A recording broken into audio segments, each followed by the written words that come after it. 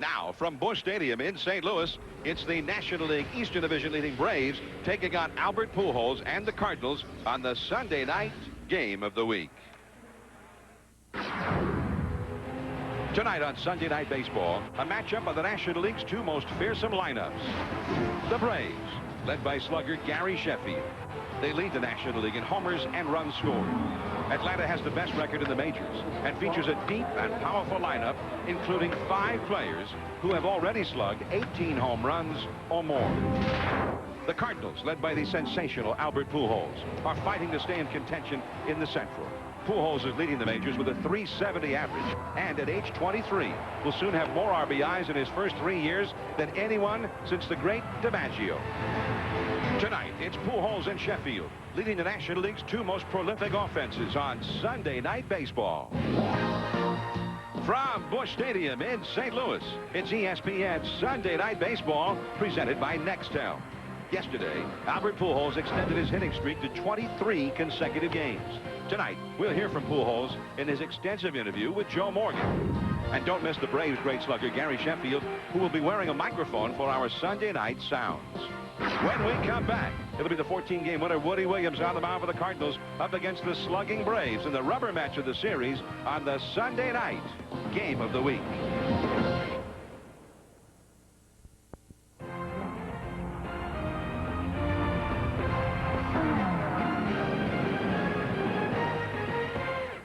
ESPN Sunday Night Baseball, presented by Nextel. Nextel, life's better when your cell phone has a walkie-talkie.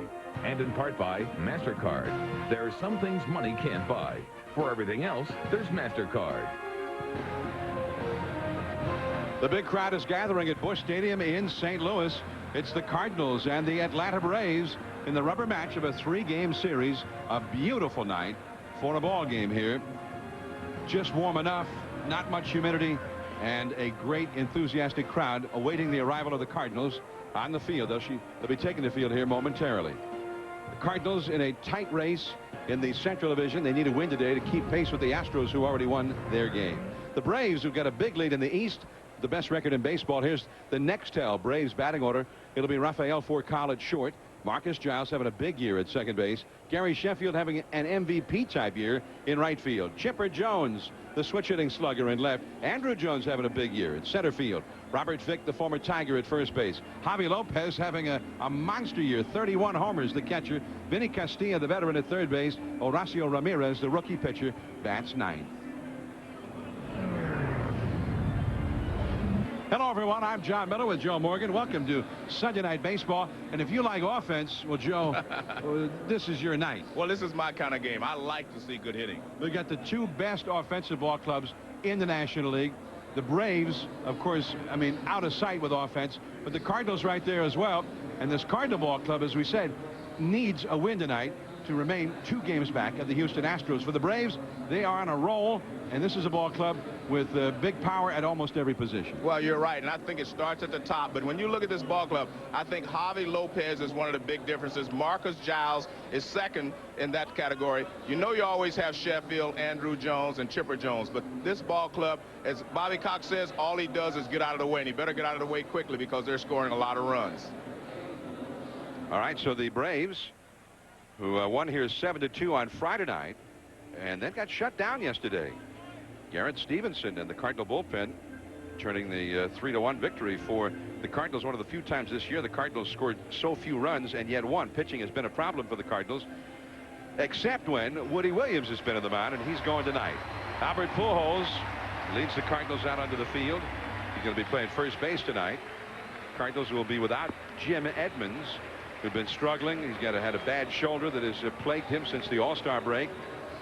And with the left-hander going tonight, he and J.D. Drew and Tino Martinez all get some rest as they head out on the road after this ball game and face some right-handers. So they'll all be fresh when they get to their destination for tomorrow's ball game. And there's Woody Williams, 14-5, and he really has been a savior for this Cardinals staff, in addition to being a leader in that clubhouse. But a year where they've struggled to find quality pitching, Woody Williams is second in the league in victories. Well, he's pitched very, very well, and here's the reason why. He has a good four-seam fastball. That's the one that rides up. He throws a cutter and a slider. His slider is more for the strikeout pitch rather than just to get the out. Has a good curveball, and he throws a changeup. So he has a lot of weapons with which to work. And his main asset is if he can throw strikes, get ahead of the hitters, he's going to be in good shape. And let's take a look at the defense. You mentioned that Pujols was going to be at first base. Behind the plate, Matheny is one of the best catchers in the game. Bo Hart has done a fantastic job at second base, taking over for Vina. Renteria's won a Gold Glove last year, so he's an excellent shortstop. Third baseman, rolling very, very good defensively. Palmeiro takes over for Edmonds in center field. Eduardo Perez in right, and Cairo in left. And Tony La Russa's ball club really has one of the best defensive ball clubs in either league. That's a real strength for the Cardinals. A lot of Gold Glovers out there when they're all in. Bobby Cox has seen the Braves make a transition from being the pitching team in the National League to suddenly being the offensive team with pitching that's been good enough, but just in the middle of the league. The Braves with an earned run average above 4 this year, 4.23 ERA. So here is Furcal, and he's been struggling lately. Furcal was off to a hot start, but the last couple of months he has faded off dramatically. He takes a strike as he showed bunt on that first pitch. 82 degrees, the game time temperature here in St. Louis. And the curveball, it misses off the outside. For Kyle, when the Braves got up to such a hot start, I mean, the first couple of weeks they weren't beating anybody. Then they got hot, and they've been hot virtually ever since. For Kyle, the count of 1-2, but for Kyle and Giles at the top of the order were on base all the time. You see the Braves, they have the best record in the majors.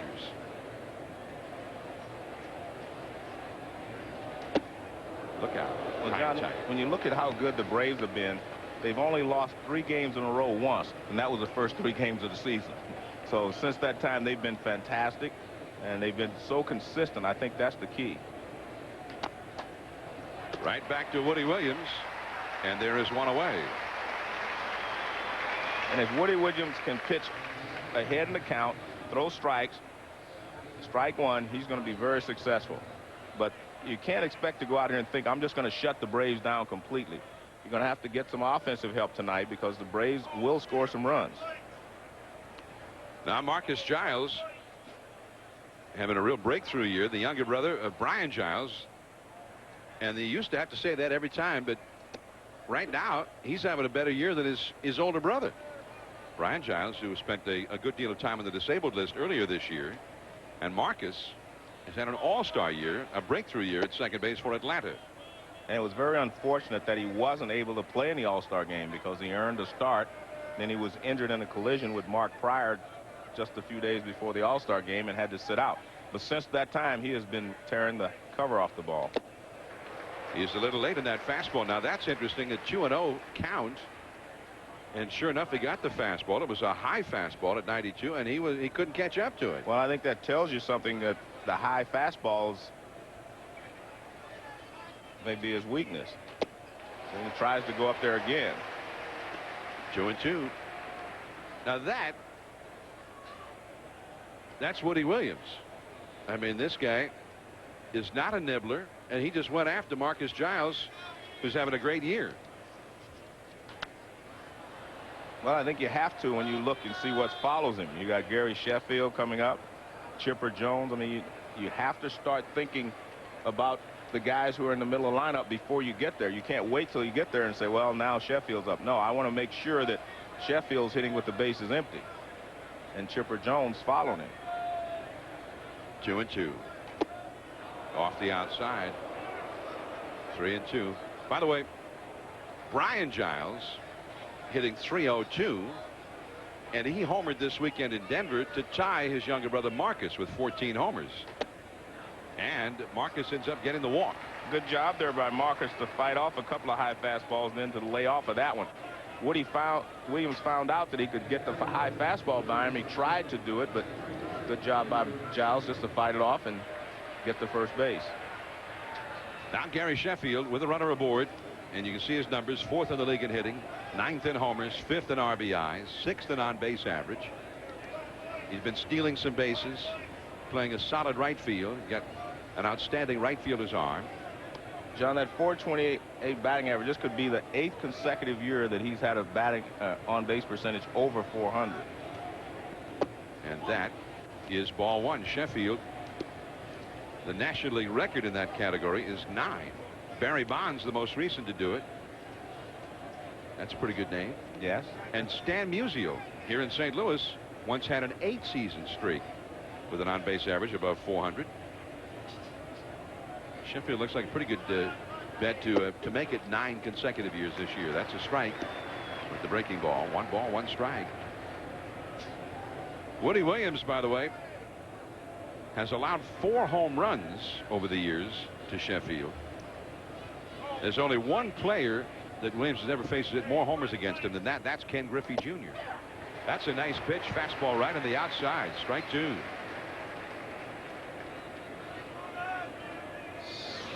Sheffield did not think this was a strike. Very, very close. A couple inches off the outside, according to K-Zone. 1 ball, 2 strikes. Goes to the inside and misses with that fastball. 2 balls, 2 strikes.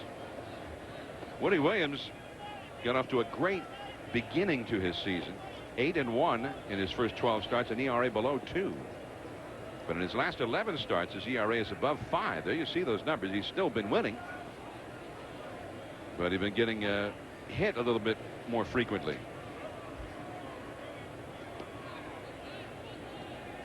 Gary Sheffield is also, Joe, one of those sluggers that is tough to strike out. Yeah, it puts the ball in play. Runner going. Good throw. And that's why you win Gold Gloves. Excellent play there by Matheny. But it wasn't a great pitch to throw, and it was a breaking ball and it was down. Ideally, you want a high fastball to throw on. But this is a breaking ball and it's down, and he has to come up and make the throw. See, it's a low breaking ball away. Look how quickly he gets rid of it, and right on the money.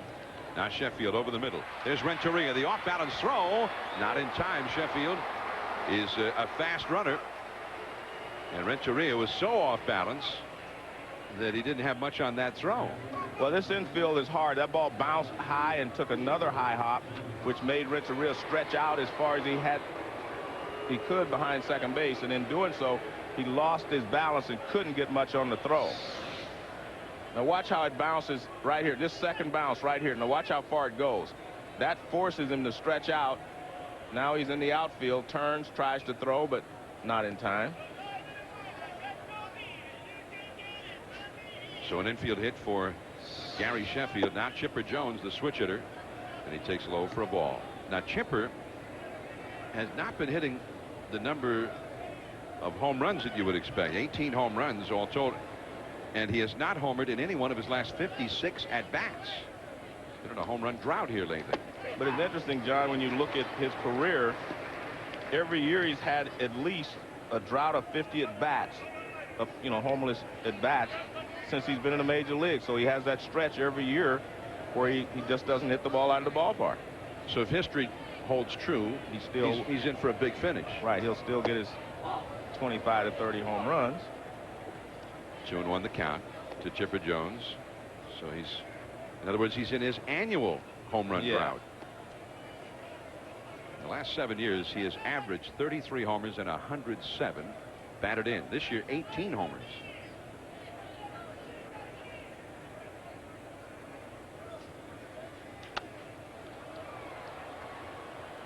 That's out of play off the third base side. 2 balls, 2 strikes. A look from the upper deck in left field, where McGuire used to hit him. Not that many guys hit him up there anymore. Big Mac land. They still got the hard helmets on up there, just in case. Got some guys who are capable of hitting one up there, such as Gary Sheffield, Javi Lopez, Andrew Jones, Albert Pujols, Scott Rowland. A few guys could go Big Mac on us. 2-2 the count. the chipper. And now a full count. It seems all of a sudden he threw the fastball by Giles, and then it seems like he wanted to throw a little harder. And I think that's one of the reasons he's releasing high. He's overthrowing right now. Giles thrown out trying to steal. Only the second time this year he'd been caught trying. Sheffield runs, and Chippers strikes out on the breaking ball. One man left. Now the Cardinals coming up. Albert Pujols due up third in the inning. No score.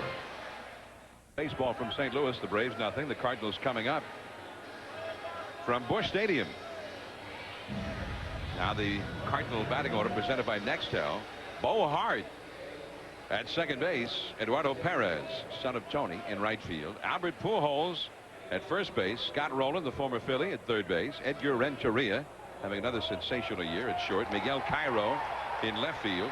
Mike Matheny doing the catching. Orlando Palmeiro in center, with Jim Edmonds being rested, and Woody Williams, the pitcher, batting ninth, all against the young lefty Horacio Ramirez, who himself has been in a little bit of a slump lately.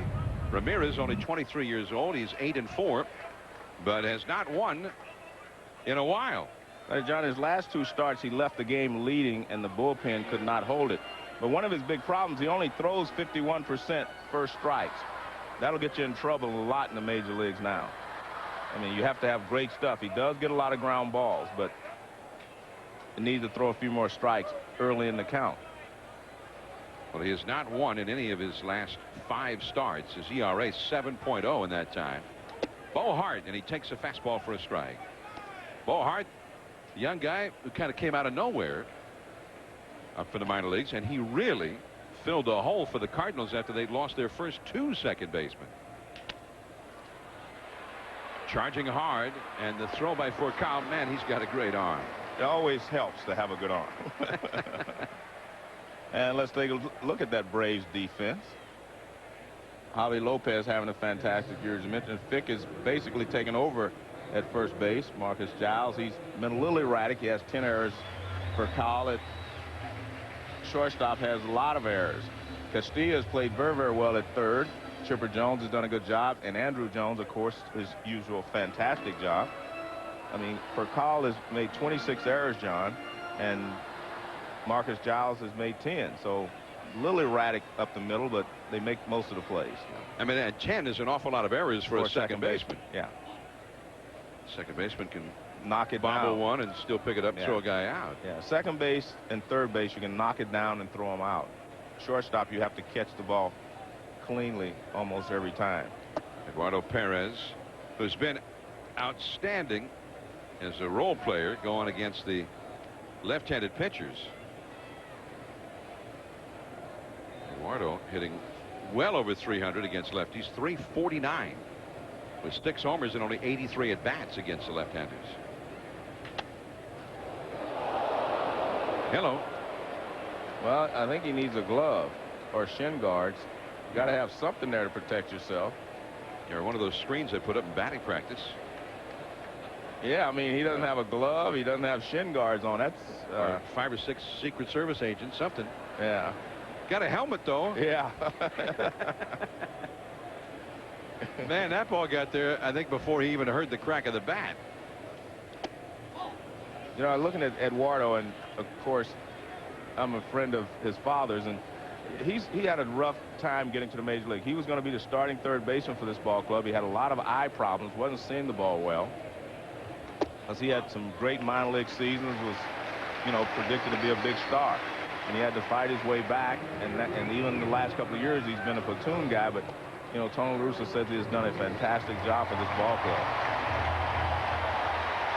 So he gets the walk here, and now Albert Pujols, who has hit in every one, or in each one of his last 23 games, at least one hit, and quite often more. He leads the league in batting average, 4th in homers, 2nd in RBIs, 4th in on-base average.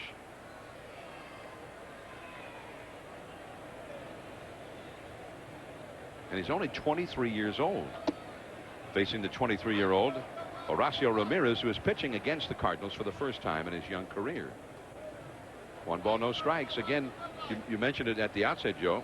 He has a hard time sometimes locating that first strike. That's been a problem for him. So So now he's issued a walk, and he's behind Pujols. And he's behind him still further. 2-0. Well, every pitcher will tell you the best pitch in the game is strike one.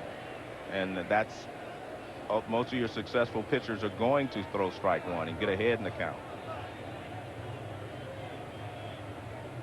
Yeah, but what if that guy's swinging on strike one? Well, that's okay in some cases. There are not a lot of real good first ball fastball hitters. There are guys who sit there and swing at them, but not a lot of guys going to hit for a higher average on that first pitch. I think that this is one of those guys, though. Yeah, you're probably right there, but he's going to hit good. He's going to hit well on 1-0, 2-0. He's going to hit well anytime.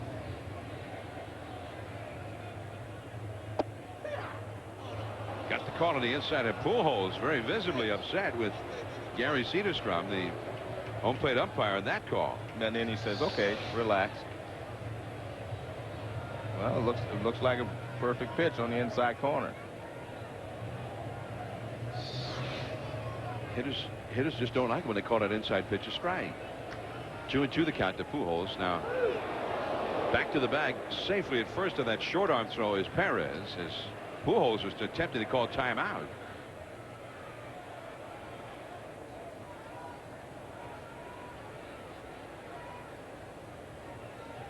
No score in the game. 1 out, 1 on.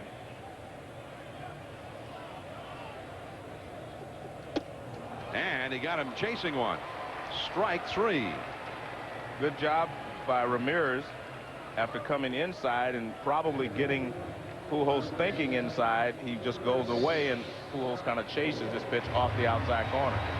Way off the outside corner. I mean, that might be 7, 8, 9 inches off the outside corner. But it was set up by the inside pitch. And that's only the 42nd time that he has struck out this year. So tells you something about this guy.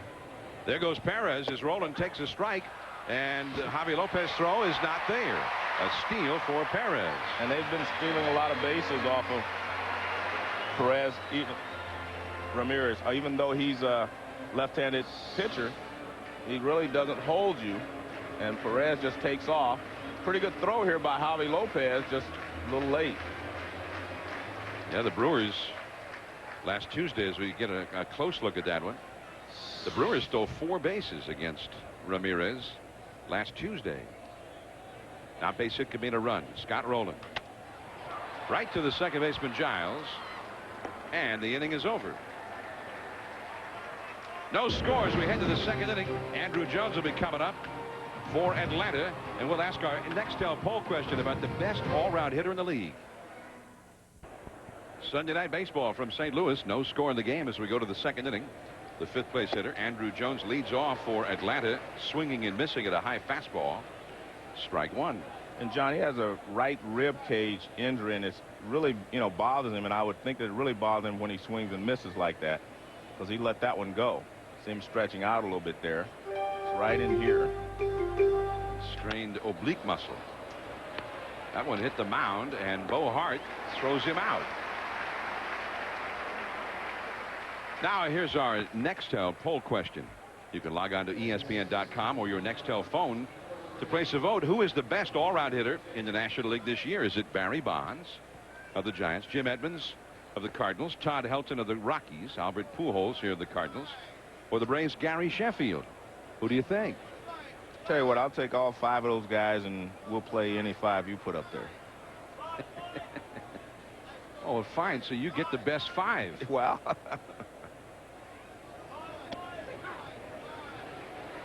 All right. Well, I should be able to get one of those guys. Okay. You take 4 of them. I get 1 of them to start with. How's that? Okay, let's see. I'm taking Barry Bonds. Oh.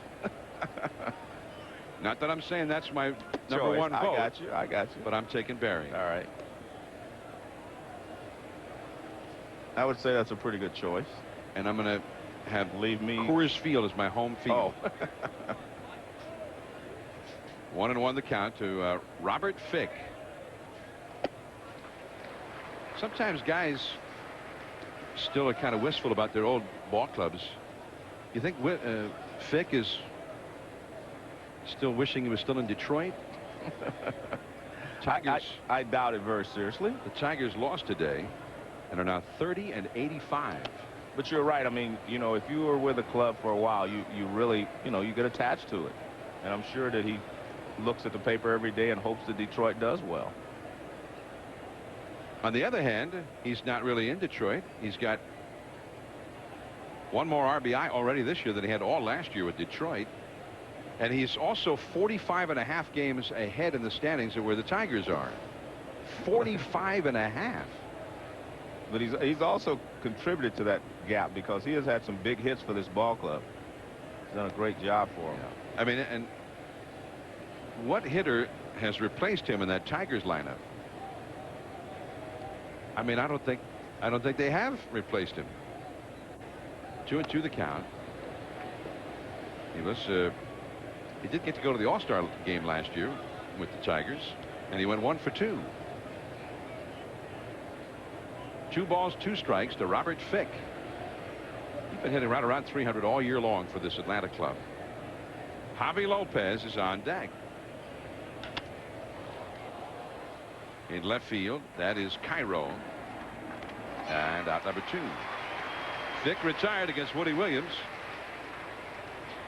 Meanwhile, we're in St. Louis, and we're not far from the famous Gateway Arch down near the banks of the Mississippi. That's the look from the concourse up on the upper deck.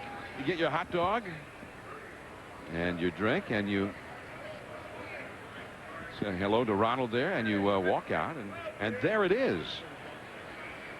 The big crowd gathered at Busch Stadium. Javi Lopez. Javi Lopez, 31 homers. And he's only had 331 at bats. That's right back toward us and almost into ESPN Deportes booth. Yeah, I was going to reach over and grab it, but nah. I like the way your style going for those kind of balls where you when you're reaching over and you kind of go like under the table. Here's Joe reaching for one of those foul balls.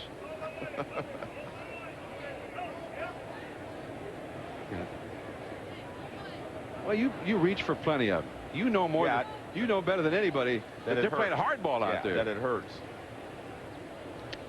Without a glove. Everybody wants to catch a foul ball until they actually catch one. Candy Maldonado. Well, he made an attempt to catch it. I don't know. That's not the ball because it hit off the thing and fell back. He tried to catch it. See, it hit right there. Ernesto Jerez showing that it hit off the television monitor. Yeah. He picked it up after it stopped rolling. And if you don't believe that ball hurts, we can ask that ball guy down there that got hit earlier. 2-2 the count to Lopez. Strike 3 on the outside corner. 3 up and 3 down for Woody Williams. No score in the game. Edgar Renteria coming up. David Lloyd in our Sports Center in-game studios in the Bronx. Mariners and Yanks in the 8th, all tied up, bases loaded. Antonio Osuna walks John Olerud on 4 pitches. The Mariners take 2 of 3 from the Yanks. Former Mariner Jeff Nelson roughed up in this one. All right, and here, no score in the game. We go to the last of the 2nd inning. The Cardinals and the Braves. And here comes Edgar Renteria to lead off. Renteria having another outstanding year. He's hitting .329, 12 homers, 72 batted in. By the way, Joe, the Yankees today, out of their bullpen, 3 innings pitched, 5 runs, 6 hits allowed, and 4 walks given up in that game with Seattle. And that was interesting how the Yankees and the Mariners made that trade. Jeff Nelson for Armando Benitez. Well, I think it can help both teams. Jeff Nelson's already helped the Yankees, and I think Benitez will help the Seattle. I think he just needed to get out of New York, probably. Get back to where he belongs. Well, Nelson, after today, may want to go back to Seattle. Turned out he can get almost everybody out except the Mariners. Horacio Ramirez, the young left-hander, facing Renteria, who's now 28 years old. Just turned 28 3 days ago. And he draws the walk, a leadoff walk here in the 2nd inning for Renteria. Coming up, Wednesday night baseball, and 2 Major League games on ESPN2 at 7 o'clock Eastern, 6 Central. The San Diego Padres in Atlanta. Kevin Jarvis, an excellent right-hander, versus the veteran Mike Hampton, who's pitching well right now. Then at 8 o'clock over on ESPN at 7 Central, the Yankees and the Kansas City Royals in Kansas City. Kansas City with a half-game lead over the White Sox in the Central Division of the American League. Here's Miguel Cairo, and he takes a called strike. Tony Pena has his ball club hanging in there. Even though the White Sox, under Jerry Manuel and their general manager, Ken Williams, who was really the first GM to go out and make some bold maneuvers to improve his ball club. And obviously his ball club is greatly improved because they've been about the hottest team in the majors since the All-Star break. They've won 17 and lost only 5 in the last 3 weeks. Well, they really helped their defense when they got Roberto Alomar to play second base and Carl Everett in the outfield. So that's, I think, one of the big differences in their ball club. Plus, they added some offense with those two. But defensively, the White Sox needed some help. Now for Kyle, the second one. Giles over to first. Nice double turn. play. Nice turn at second base there by Giles. Came across the bag and made a fine throw to first base. He was getting some pressure from Renteria. Now what? Here's the play right here, the way it's made. Kyle comes in, gets the ball, and gets it to him very quickly, and that allows him to come across and make the play. Look at that, nice play. That's nice feed. Nice play by Giles. So 2 down, nobody on. Here's Matheny, and he looks at a called strike. The White Sox lost their first game after the All-Star break. 17-5 since then. And today they beat Oakland and beat the outstanding rookie, Rich Harden, although he pitched well. That ball is driven deep to left. And that ball is gone. A home run.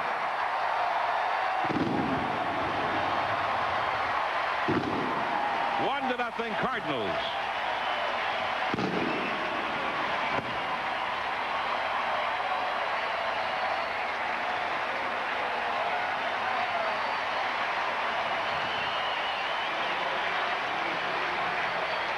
Well, John, maybe that first pitch strike is not all it's cracked up to be.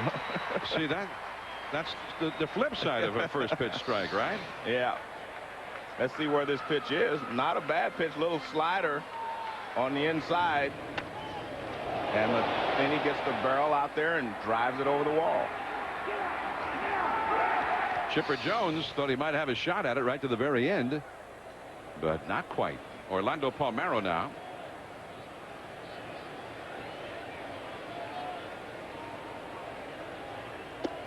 Palmeiro looks at a called strike. Palmeiro hitting .270, 1 homer, 24 driven in. Usually he comes off the bench. He's their pinch hitter, double switch guy. Chipper Jones, and that ends the inning. 1 run, 1 hit for the Cardinals. Mike Matheny with only his 5th home run this year. Not quite for Chipper Jones. Vinny Castilla coming up for Atlanta. 1-0 Cardinals. ESPN Sunday Night Baseball, presented by Nextel, brought to you by Long-Lasting Energizer. Do you have the bunny inside? And Wendy's Classic Hamburgers. It's better here. Woody Williams throwing strike 1 to Vinny Castilla. Here we go to the Atlanta half of the 3rd inning. Atlanta trailing the Cardinals 1-0. Vinny Castilla having an excellent year, hitting .280. He's got 18 homers and 60 runs batted in. That's going to come back out of play. Matheny starts over, but it is into the lower deck. 0-2 the count to Vinny. Castilla, who is an excellent glove man at third base. And last year, that was the main rationale for keeping him in there, because he went into a long slump and really did not come out of it. This year, though, he's hit well. That's a curveball that misses.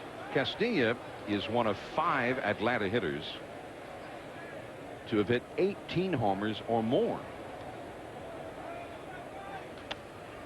And that's going to come back out of play. 1 ball, 2 strikes.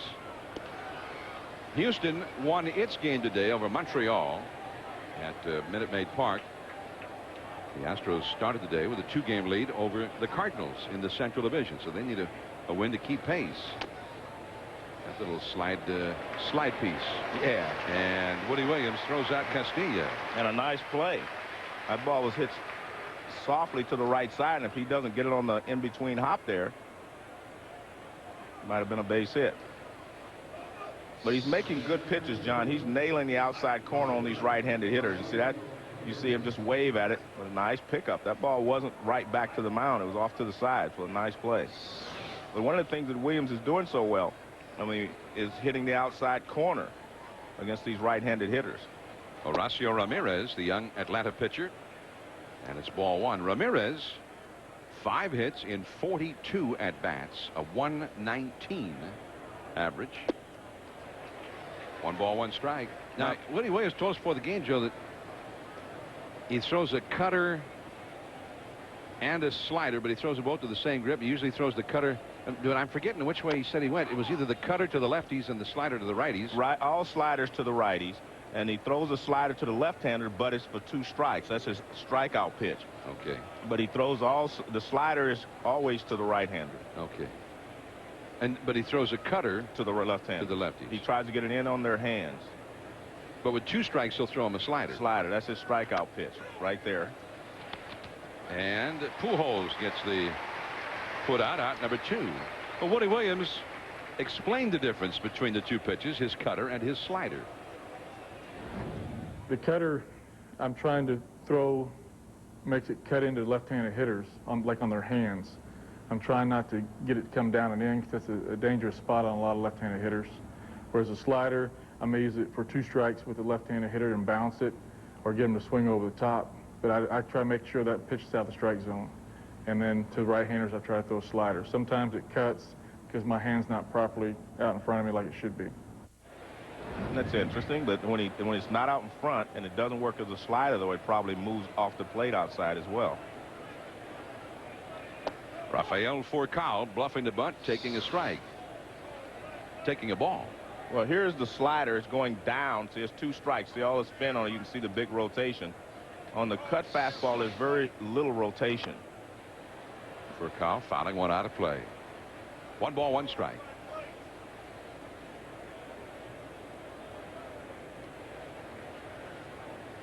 I mean, it is, when you really think about what a pitcher is doing out there, and that curveball in there for a strike, 1 and 2. I mean, I'm constantly amazed by the ability, because it all seems to have a lot to do with grips and release points, because they need to make it look like they're throwing the same pitch every time.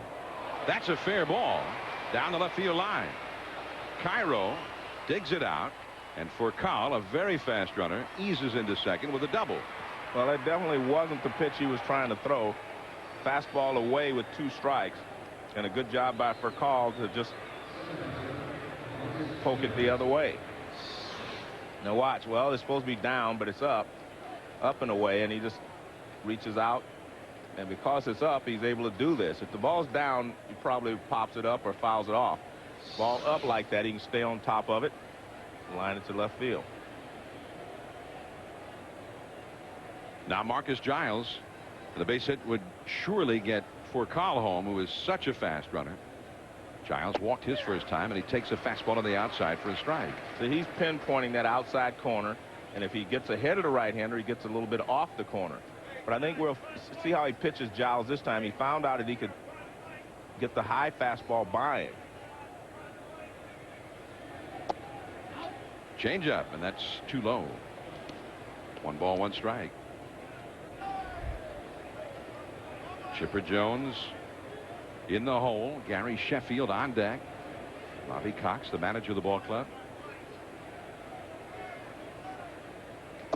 Cox and La Russa have managed against one another many, many times. Their first meeting as managers was all the way back in 1982.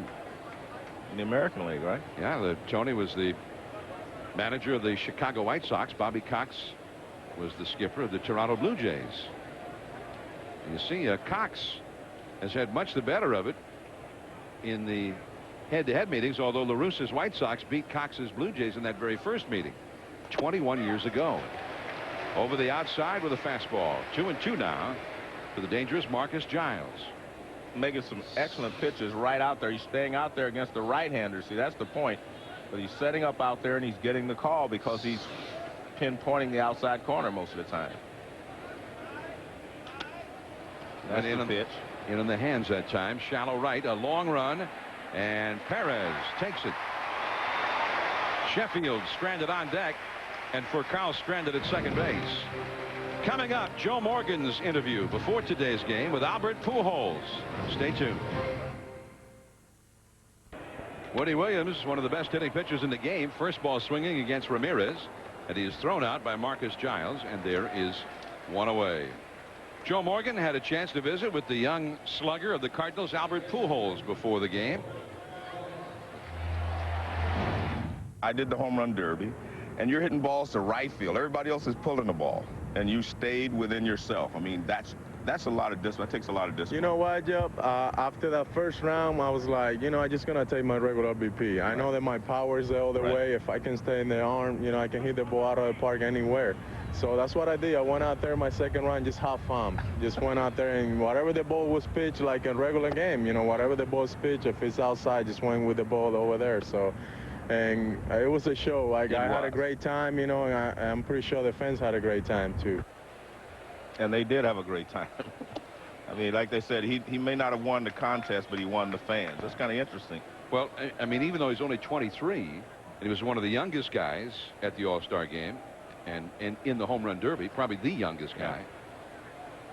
I mean, all the other guys who've been around a little bit longer could probably and should probably take their lead in subsequent home run derbies and do it just like a normal batting practice, just as did Albert Pujols. But you have to have power the other way. Everyone doesn't.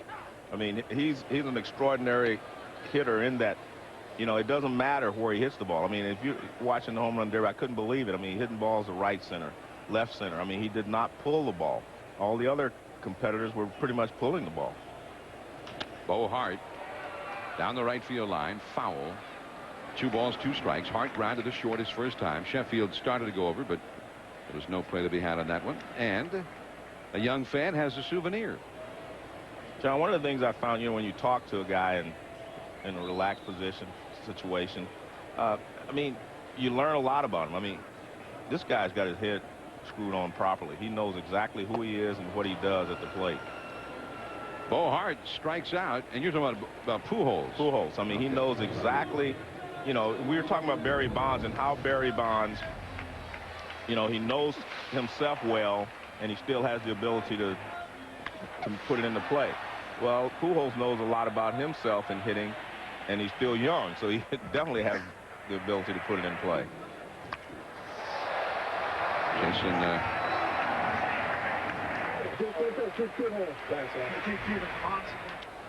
here's Eduardo Perez, and Furcal throws a 95-mile-an-hour fastball to first base for the out. So Pujols left on deck, an 8-pitch inning for Horacio Ramirez. The power's coming up for Atlanta: Sheffield, Chipper Jones, and Andrew Jones. Cardinals lead 1-0. Hey, chefs are here. The St. Louis branch. That's an interesting fan club. I mean, is Gary Sheffield noted as a chef? That ball is slammed into left field, a liner, and gone, a home run. First ball swinging against Woody Williams, and actually he had already taken 1 pitch for a strike. The next pitch he lashes out of here, a line shot to tie this game. That's what he's noted for right there. I mean, that was a bullet.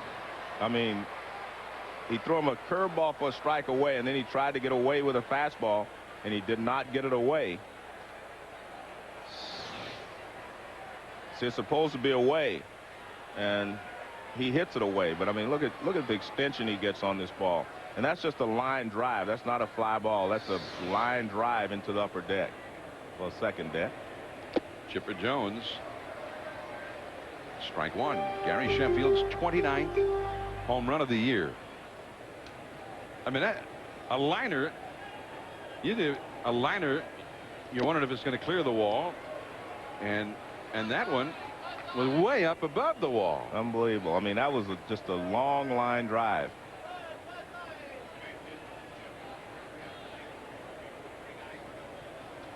They're saying that went 394 feet on a line. Man. You know what's funny is that might knock down the wall at Fenway, but otherwise it's only a single. That's true. Just a single at Fenway Park. Although it would have been high off the wall at Fenway. 37 feet 2 inches high. And he got it up there into the seats. 2-2. Chipper drives one deep to right center field. And there is Perez on the warning track. Out number one.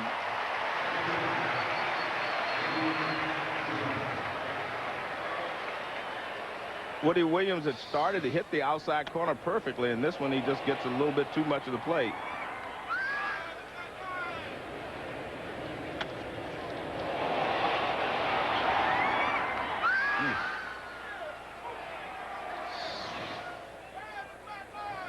So Gary Sheffield ties this one up. The Braves' favorite weapon of the year. The Braves have hit more home runs than any other team in the majors, and that was number 175. That's a ball outside. Let's see, more than any other team in the National League anyway. I'm thinking I better check Texas. Yeah, Texas might be. Yeah, Texas started the day with 177, so they lead the majors. And one ball, two strikes. And you can see when Andrew swings at a ball right there, he grimaces a little bit with the right rib cage. Now watch this swing. He just misses this, and that's what he was telling me before the game. He said he's missing some pitches that he normally would hit well, and that looked like a pretty good pitch to hit. 1-2. 2 balls, 2 strikes. Andrew Jones from the island of Curacao in the Netherlands Antilles. 2-2. Struck him out, and really hurting after that one. Number 2. Meanwhile, here's an update with David Lloyd.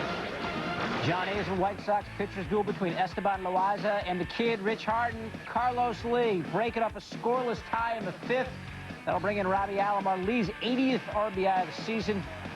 And they go on to win it 5-1. Harden's first major league loss. Esteban Loaiza wins his 15th. A check of the AL wild card. Boston leads the A's by a game. The White Sox and Twins probably better served going after the AL Central. Guys, back to you. All right, thanks, David. Yeah, the White Sox only a half game out in the Central Division race, and the Minnesota Twins just 2.5 back at Kansas City, so they got a pretty good 3-team race going on in that American League Central. And Esteban Loaiza, as we see Robert Fick at the plate, Andrew Jones with the Atlanta trainer. And when you have a rib cage muscle pull, John, it's very difficult to just let the bat go. And, you know, I'm speaking from experience. Strained oblique muscle. Fick bounces a foul. 1 ball, 2 strikes. Well, that's what they told me I had too, and I said, well, it feels like my ribs are hurting.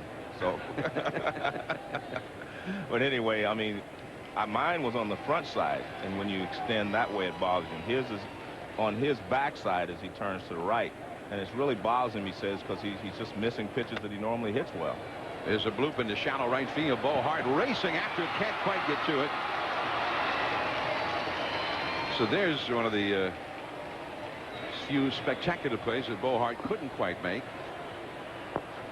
He's really been outstanding for the Cardinals, both at the plate and in the field.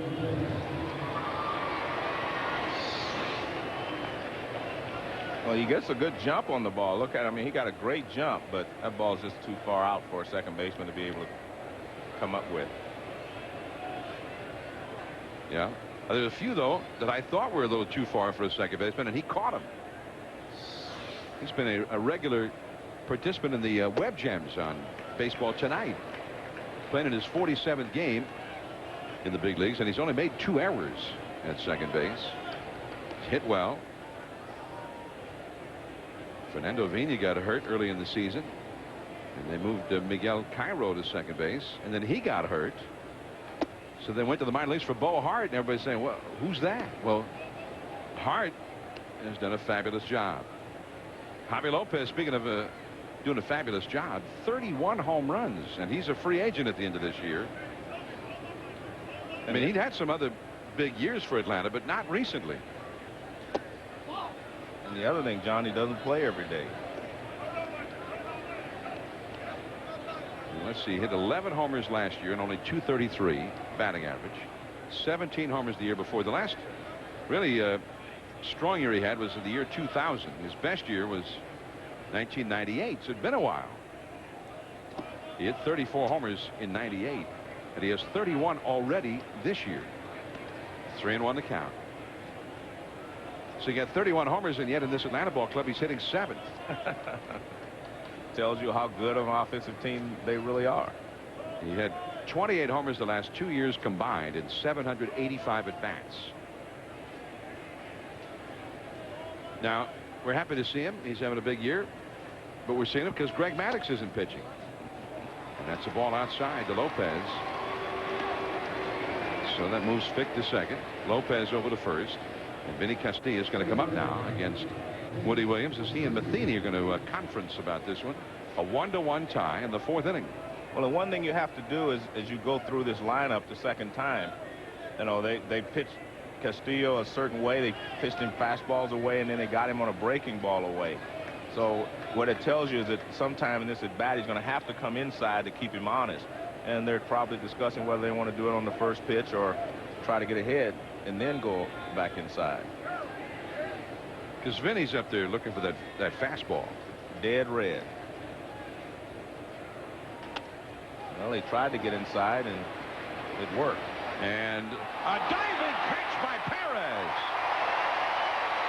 Somebody call a cop. Vinny Castilla just got robbed.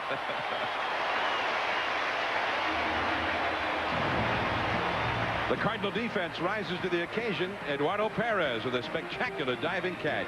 Albert Pujols coming up.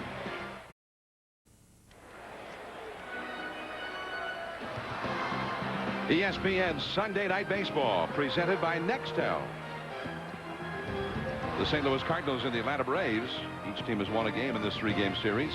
The final meeting of the regular season between the two clubs. And it's a 1-1 tie in the game. Albert Pujols, the big slugger of the Cardinals, leads off against Ramirez. Albert drives one down the right field line, twisting foul, and back out of play. Pujols struck out on a fastball off the outside his first time. Well, he set him up perfectly last time for that pitch off the plate outside by coming inside. He started him away on this at bat, and true to his form, I mean, he hits the ball where it's pitched. Off the outside that time. 1 ball, 1 strike. Scott Rowland, Edgar Renteria to follow. Cardinals are resting Tino Martinez, Jim Edmonds, and J.D. Drew tonight. Back to the screen. 1 ball, 2 strikes. I mean, Pujols is now hitting .369 for the year. I mean, an enormous average for a guy who, it's not like he's hitting little slow grounders to short and beating them out all the time. That's a hard .369, as the guys would say. There it is. On the inside corner. Strike 3 call. Well, he's pitched him perfectly both times. Last time he went inside and then got him away. This time he pitches him away and then comes back inside. So Ramirez is doing a great job of keeping him off balance. Well, the first 3 pitches were away. Let's see. Well, that pitch is too far inside. That one was off the plate. Scott Rowland takes ball 1. Rowland grounded out to second his first time. But a good job by Ramirez, because he was trying to come off the plate inside to get him to swing at it. A ball and a strike now to Scott Rowland. I'd say in terms of inside outside that Gary Cederstrom has favored the pitchers in this one. Yeah. I mean, I'm not saying that he's favoring one or the other.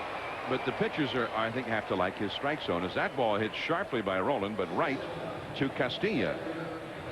Bad luck there for Roland. 2 down.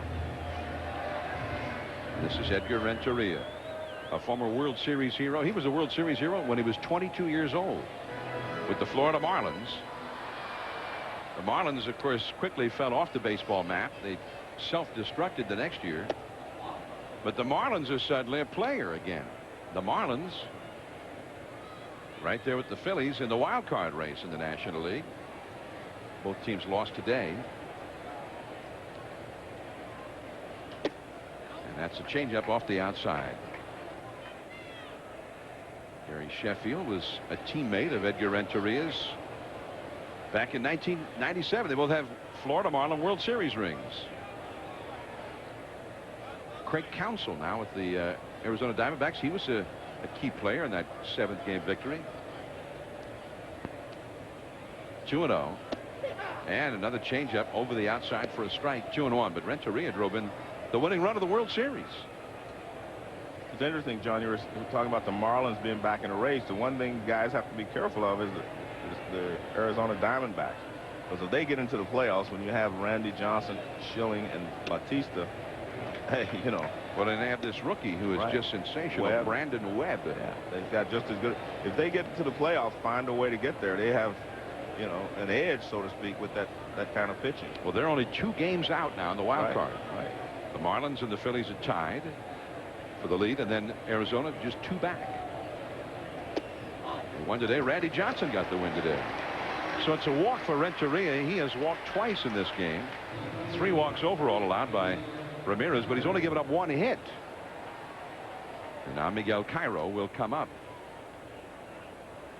In the National League wild card race, the Phillies and the Marlins, then the Diamondbacks 2 out, and the Dodgers are still alive. The Dodgers, if they can figure a way to score some runs, but they've had Ishii injured now, so it's going to hurt their pitching staff a little bit. But interesting. I mean, the wild card race is pretty good here. Dodgers, the Cardinals. Dodgers lost at home today. Kevin Brown was beaten by Sammy Sosa, who hit 2 homers and drove in all 3 runs in a 3-1 Cubs win. And Mark Pryor did the rest of it. The young right-hander, 9 strikeouts, 1 walk, and a complete game victory in L.A. So the Cubs right there with the Cardinals behind Houston in the Central Division. Well, Sammy Sosa's gone from a guy that didn't make the All-Star team to a guy that's going to be in the MVP race down the stretch. I mean, he's had a fabulous second half. Well, it doesn't come much more in the clutch than 2 homers against Kevin Brown in L.A. in a game that you win 3-1. Quickly back to the bag is Renteria. Renteria is among the base stealing leaders in the National League. He's 3rd in the league with 25 steals. And it seems like it would be a time to steal a bag. Cardinals stole 1 back in the 1st inning. Eduardo Perez stole 1. Renteria gets his lead again. Fick on the bag with him. Ramirez allowed 4 steals last Tuesday in his start against Milwaukee. There he goes. The ball is put in play, foul. I say put in play. The ball is hit, but actually foul, not put in play. There is something that Ramirez is doing that tips off these base runners, because it seems to me that maybe goes a little quicker when he's going to the plate than he does when he's going to first base. You know, his first movement is quicker. But Renteria had an excellent jump there. Perez had an excellent jump on him, and this is after a couple of throws to first base. See, he starts to lean. That's what it is. He starts to lean toward the plate a little bit. So when you see that, you know you can go? You can go. With his upper body, he leans toward the plate just a little bit. I mean, it's a very slight lean. I mean, you can't just, you know, you have to know what you're looking for to see it, but that's obviously what's happening. Castilla, nice pickup at 3rd and gets the force out on Renteria. And that's the inning. Miguel Cairo grounds into a force out. 1-1 at the end of 4. David Lloyd in our Sports Center in-game studios. We heard John and Joe talking about Sammy Sosa. We figured the least we could do is serve up the highlights. A 461-foot blast off Kevin Brown, 2-run shot, 2-0. And then in the fourth, Sammy again getting the bat head out. Got to get the bat head out in baseball. Sosa just 7 shy of old double X now on the all-time list. All right, thanks, David. Meanwhile, Horacio Ramirez, first ball swinging, and is grounded out to Edgar Renteria, and there is one away. 1-1 as we start the Atlanta half of the 5th inning. Rafael Furcal, the leadoff man, coming up next. And I don't think it's quite full, Joe, but it's close. Emerging above the upper rim of Busch Stadium.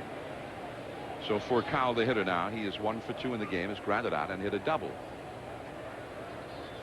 1 run and 4 hits for Atlanta, 1 run, 1 hit for the Cardinals. And the Cardinals, I mean, for all their sluggers and all of the big numbers, have not been hitting lately. In fact, they have hardly hit at all on this current homestand. The first 5 games of the homestand, they scored only 11 runs. I think they've become a team that's dependent too much on the home run. They didn't do it intentionally, but that's what seems to be happening.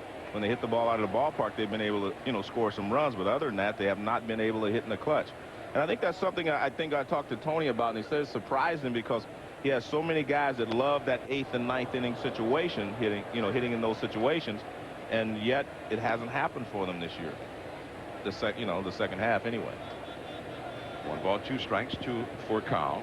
He says he has some gamers, some guys that just love to be in that situation. Well, they've been hampered a little bit. I mean, Jim Edmonds, right, one of their great sluggers, has not been himself since the All-Star break, since the home run derby. Trying to hit too many home runs and he hurt himself. Yeah. 2-2 the count.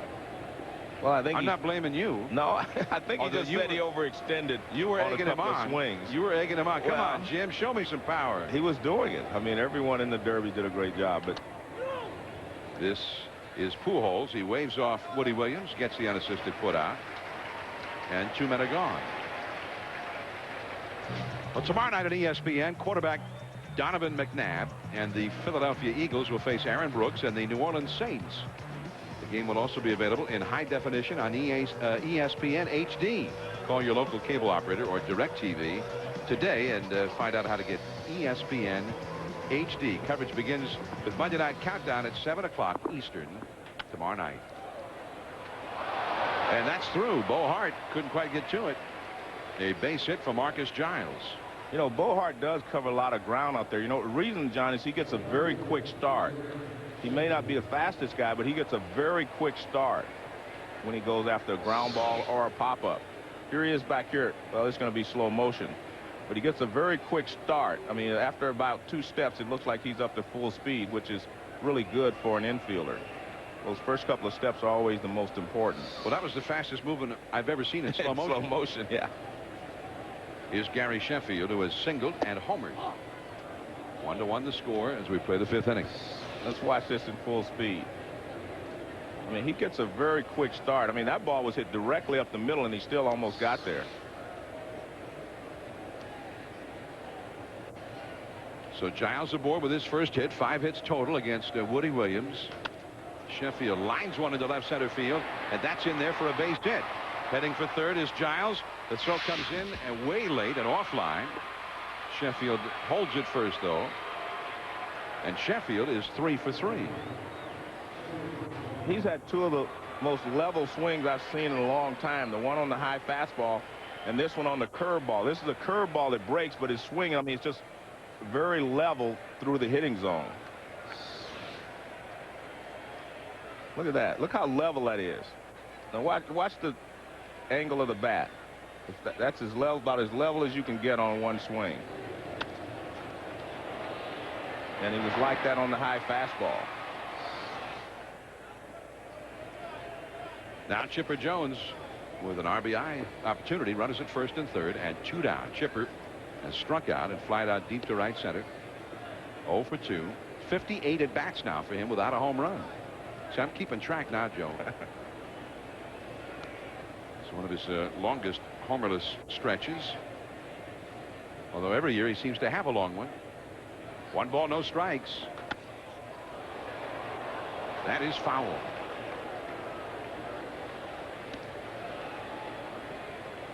We're going to take another look at Gary Sheffield's swing. Now watch how level it is. I mean, it's going to end up right there. I mean, it's almost, I mean, look at that. And watch where he ends up. He doesn't come all the way up here. He just ends up right around his body. That's what all the hitters strive for. I mean, from the time you're a little leaguer to the time you get to be a superstar in the big leagues, that's what you want, a level swing. High and tight from Woody Williams. 2 balls and a strike. I thought a home run hitter needed just a little uppercut. Well, it depends on where the ball is. The ball was up the last time up. He didn't need an uppercut on that one. But I mean, that was a curveball. He's trying to get a base hit. If you're trying to elevate, that's true. But he was trying to get a base hit. 2-1. And a changeup too low. 3 balls and a strike now. Chipper Jones, who has been an annual 100 RBI man. He's going to have to have a very strong finish to reach 100 this year. That's Giles at third, Sheffield at first, 2 down. And the slider off the inside. And now the bases are loaded. This all started with 2 down and nobody on. Giles singled, Sheffield singled, and now Chipper Jones walks. And here comes Andrew Jones. But I think he pitched around Chipper there. After Chipper hit the ball hard, he wasn't going to give in. He's had success with Andrew tonight. And he also knows Andrews has a little injury. So, I mean, I think it was a smart play. I mean, Andrew looked as if he were in severe pain when he struck out in the 4th inning. And he has said that when he swings at a low pitch, the pain is more severe. 3 men on, 2 men out, a tie ball game from the windup.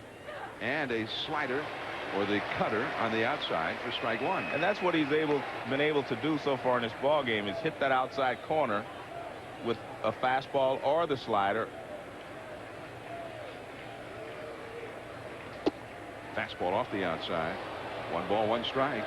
Andrew has 85 RBIs this year, 29 homers, but has only hit 1 grand slam in his career. 1-1 in the 5th. Bases loaded, 2 down.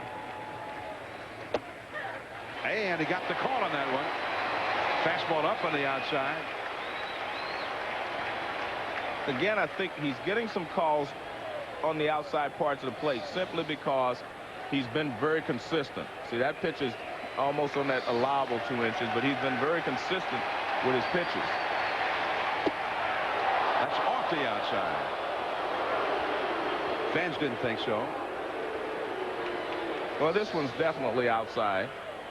I mean, the other one was right off the corner. Okay, so it was 8 or 9 inches off the outside. 2-2. He struck him out. The high, hard one. And the Braves leave them loaded. Still 1-1 in St. Louis.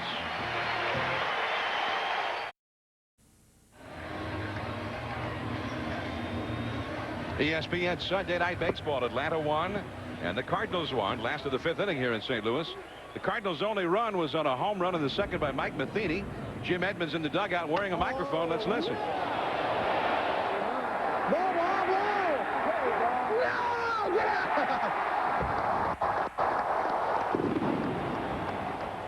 And here comes Matheny again now to lead off here in the 5th inning against Horacio Ramirez.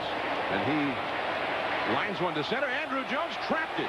It's a base hit from Matheny. And he'll go back to first. Andrew made the dive, but not the catch. Good job by Tim Welke to get out there and make sure of the call.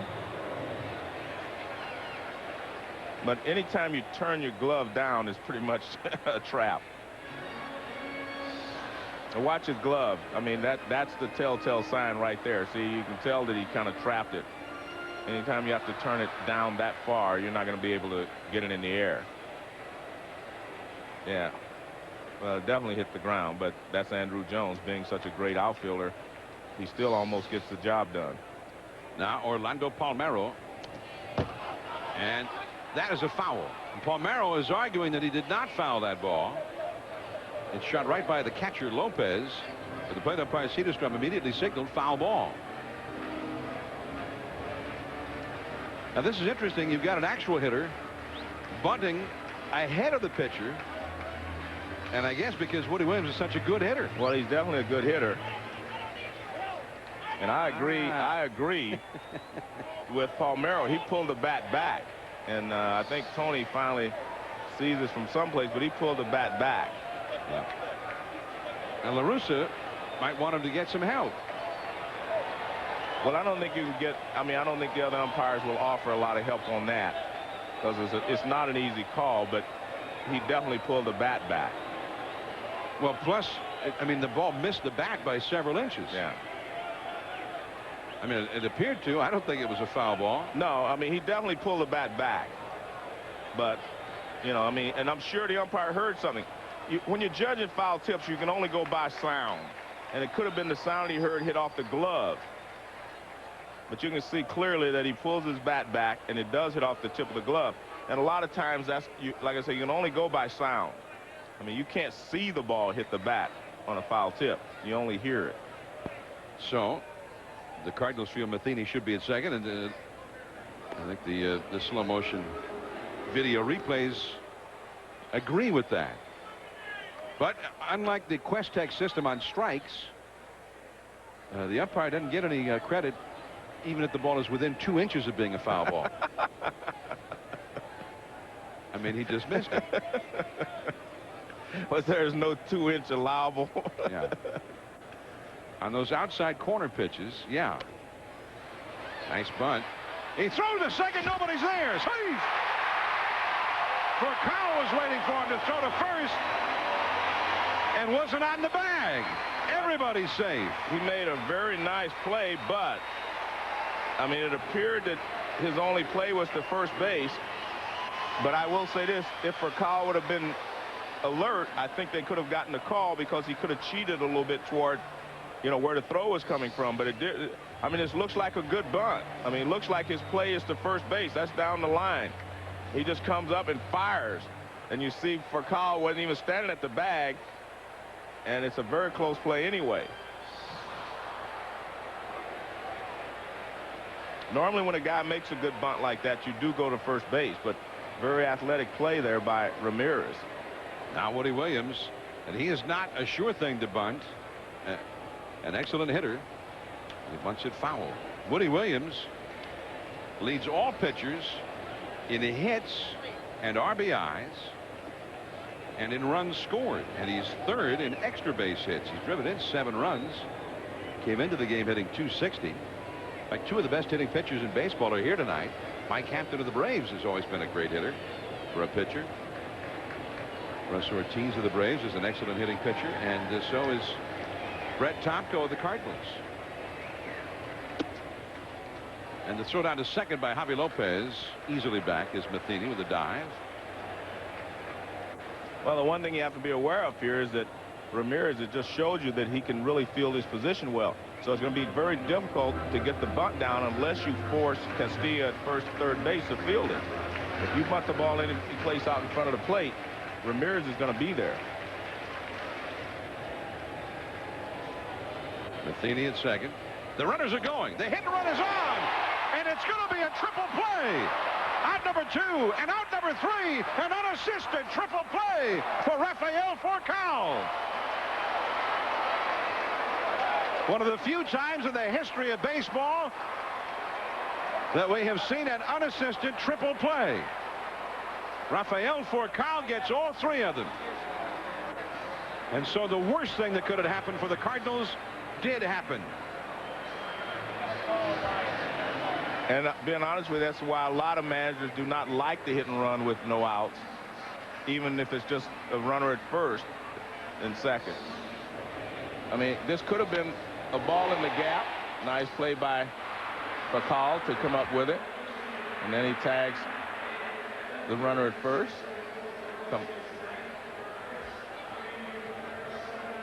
I mean, that's some pretty good elevation right there. Yeah. Well, he timed his leap perfectly. Goes over, tags it, and he said, I'm just going to run you down too. You got Palmeiro, and that was the 3rd out, an unassisted triple play. And I believe the last time an unassisted triple play occurred, Joe, was at Yankee Stadium on Memorial Day a few years back. We saw Randy Velarde of the Athletics turn one against the Yankees.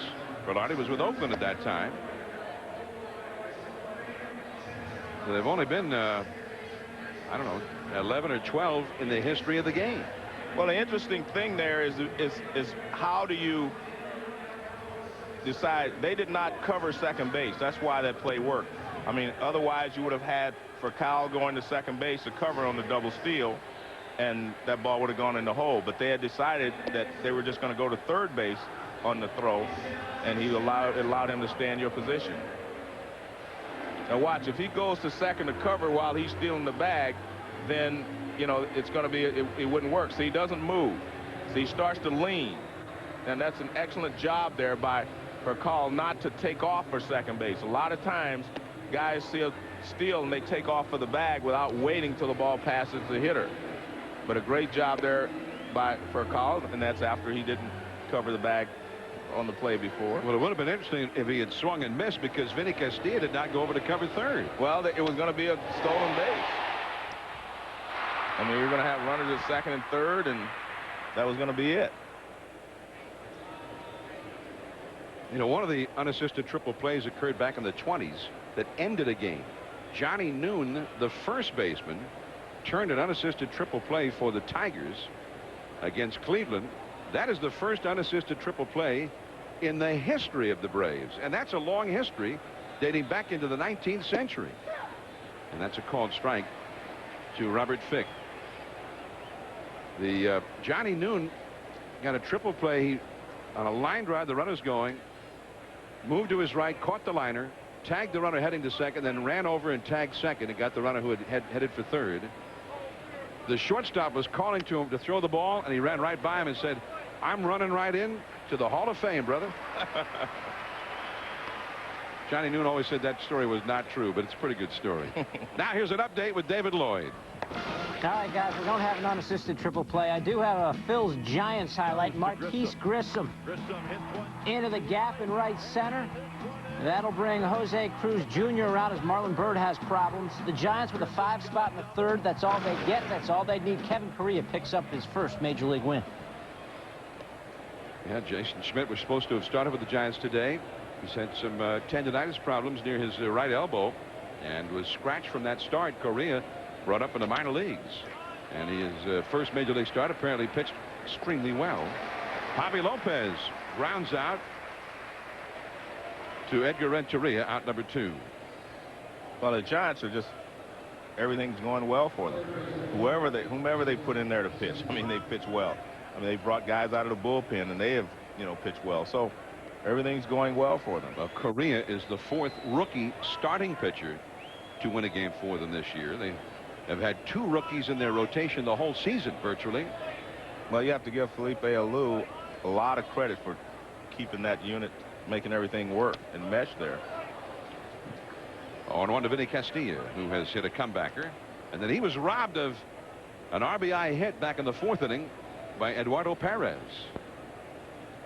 So, Joe, we've seen you and I have now broadcast 2 unassisted triple plays. I think we're headed for the record books on that one. Well, maybe we should go into the Hall of Fame. Yeah, and maybe we should establish a broadcast record book, since it does not now exist. Well, could we copyright it or anything like that? I know, but we're on page 1, I'll tell you that.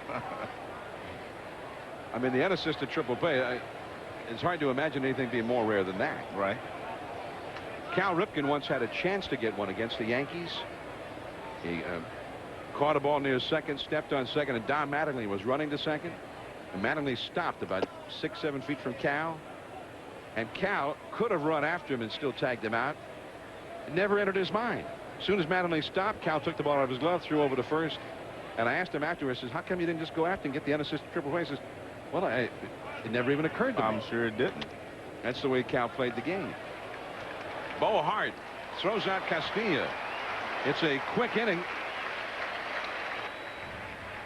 for Woody Williams. Top of the order for the Cardinals. Hart, Perez, and Albert Pujols coming up. It is 1-1. And Sunday Night Baseball, presented by Nextel. Nextel, life's better when your cell phone has a walkie-talkie.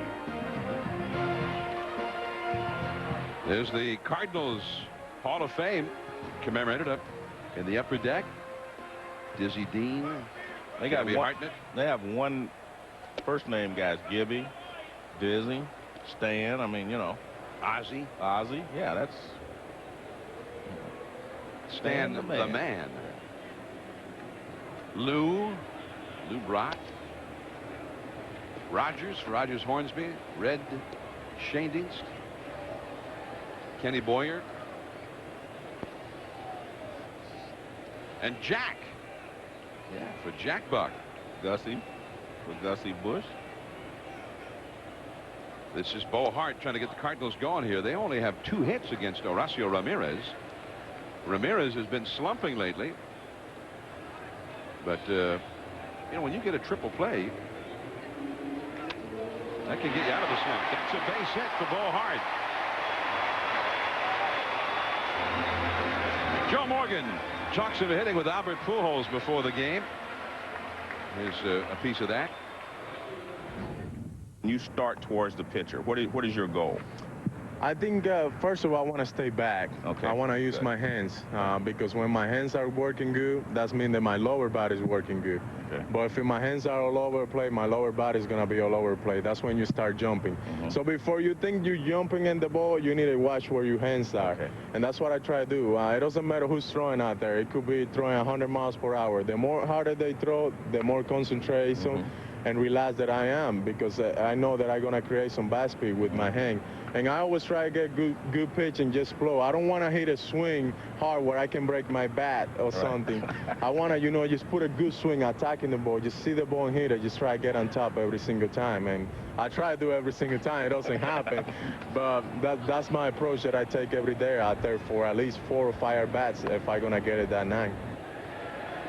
Now you have an opinion, and now you understand why the guy can hit 370.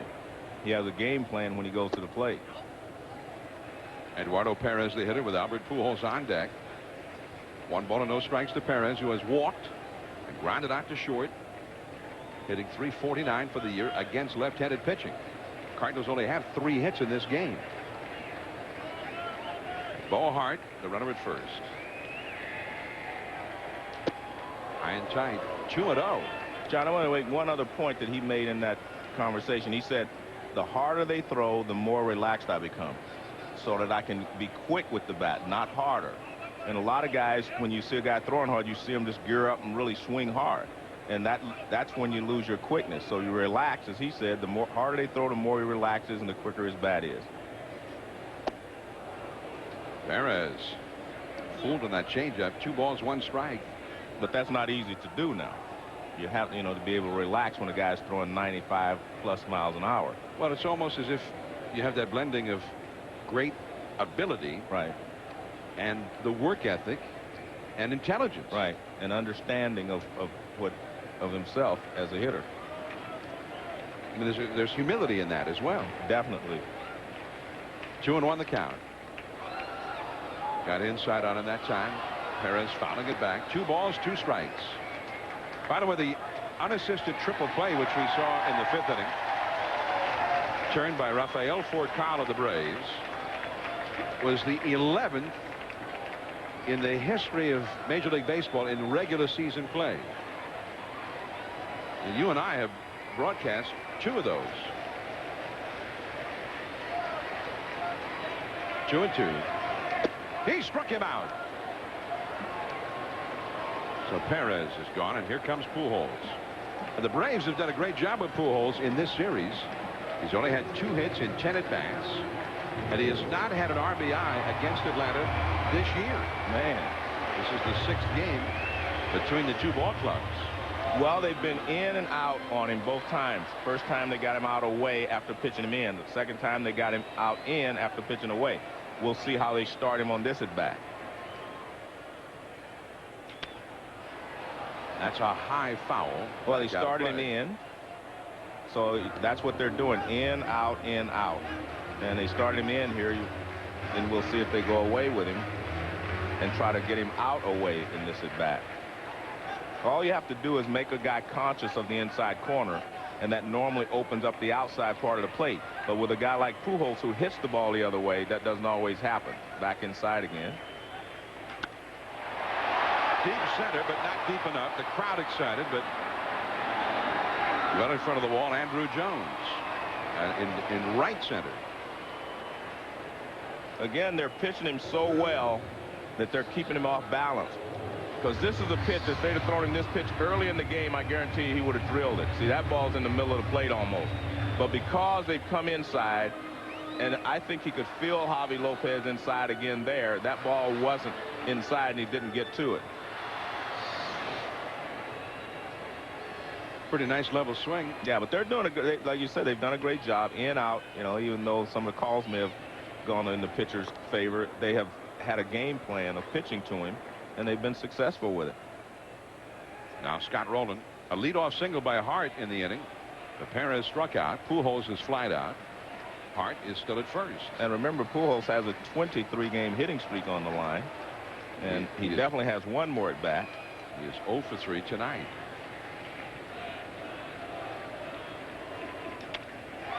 In the right center field, that's a base hit. Sheffield puts it back in, over to third. Goes Bo Hart. Rowland's first hit. And a good job by Rowland. You know, most of your hitters who are successful against left-handed pitching, if they're right-handed, are guys that stay left center to right center. That's why Pujols is so successful against them. Well, what happens here is this ball's away, and he just goes that way. Perfect pitch. Look at that, knee high and away. And he goes the other way. If he tries to pull that ball, it's a little weak ground ball to short or second. Went the other way and got a base hit. And Renteria is the same type of hitter. Renteria has walked twice. And an accidental foul ball on what would have been ball one. But I'm impressed with Ramirez, John, because he is really making pitches. He's got an idea. He's trying to come inside, trying to go outside. I mean, he's not just throwing the ball. He's not just relying on having good stuff. I mean, he's making pitches. And he's been very economical with his total of pitches thrown.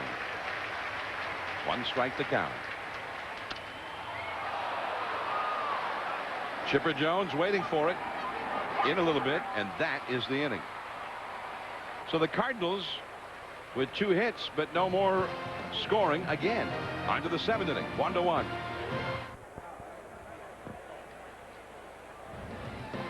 ESPN Sunday Night Baseball presented by Nextel.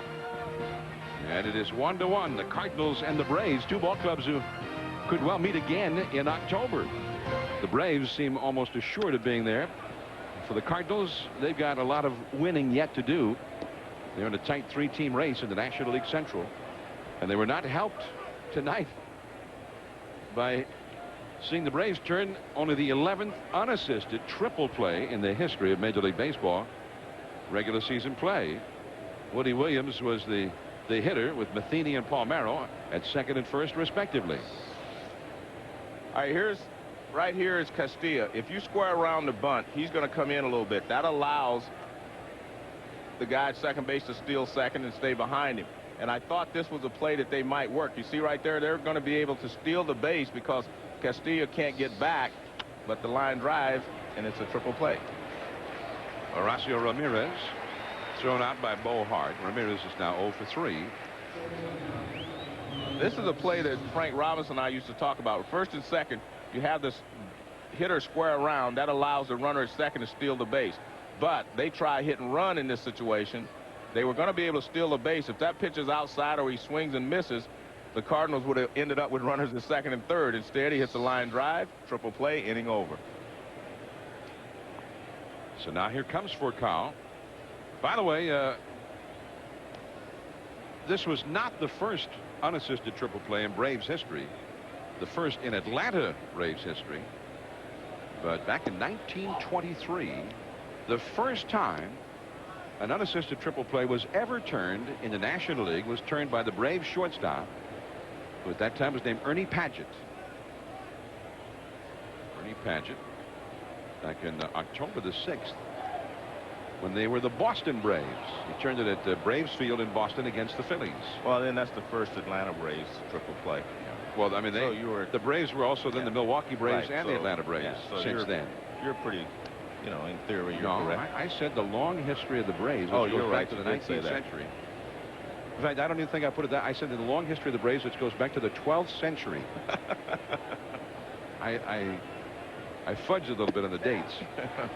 Curveball from Woody Williams, strike 2 to Furcal. The first unassisted triple play in Major League history was 1909. A shortstop named Neil Ball for Cleveland turned one.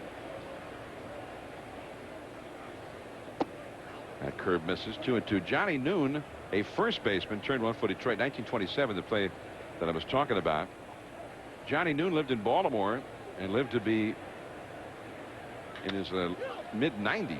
That's a base hit for Furcal. Out of the reach of Bo Hart, the second hit of the game for Furcal. So he's at first with 1 out, and now Marcus Giles will come up. But Johnny Noon, every year, if the Orioles were home, he scouted until he was about 94 or 95 for the Milwaukee Brewers. He managed the Yankees for a time. He did a lot of things in Major League Baseball. It was a joy to be around. Played against Ruth and Gehrig in the Murderers Row, Yankees in 27. But every year in the anniversary of his triple play, he'd tell you about it, and I would always do an interview with him in Baltimore every year about the unassisted triple play.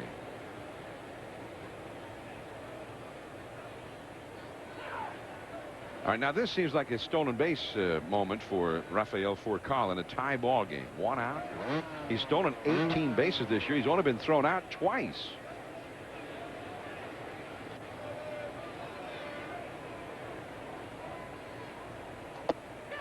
And that curveball in there for a strike. Giles walked in the first inning, flied out to right in the third, and singled in the fifth. Well, one of the things that Woody Williams does, he starts quickly to the plate.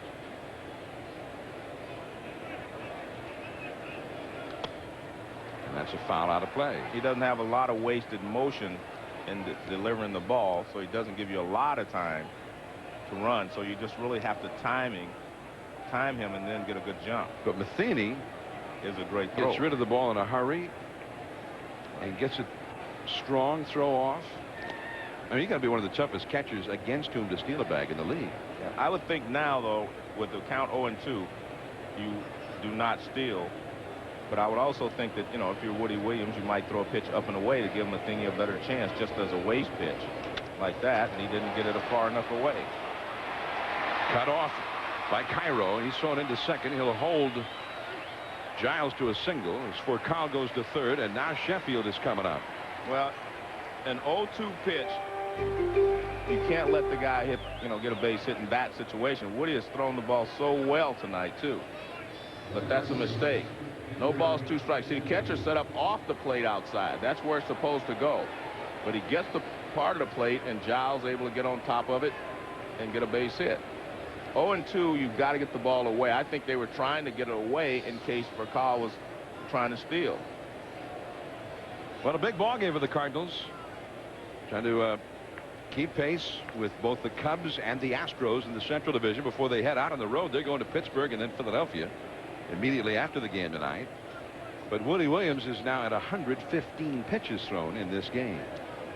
1-1 the score. There have been 2 home runs hit in this one. Mike Matheny hit one for the Cardinals in the second.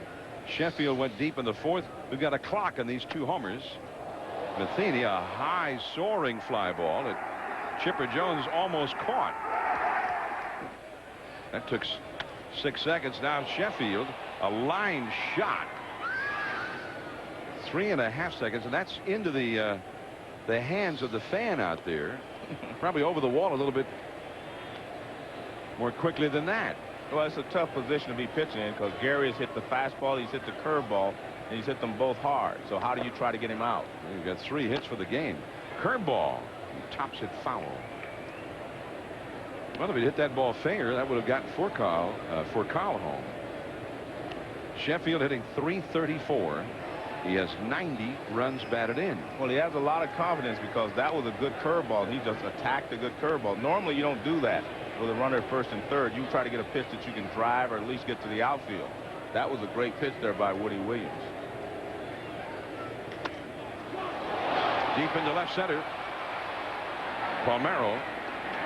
Furcal will tag up and score easily. So Gary Sheffield gets the go-ahead run home. Well, a good pitch and a good job by Gary. I mean, that pitch was down and in.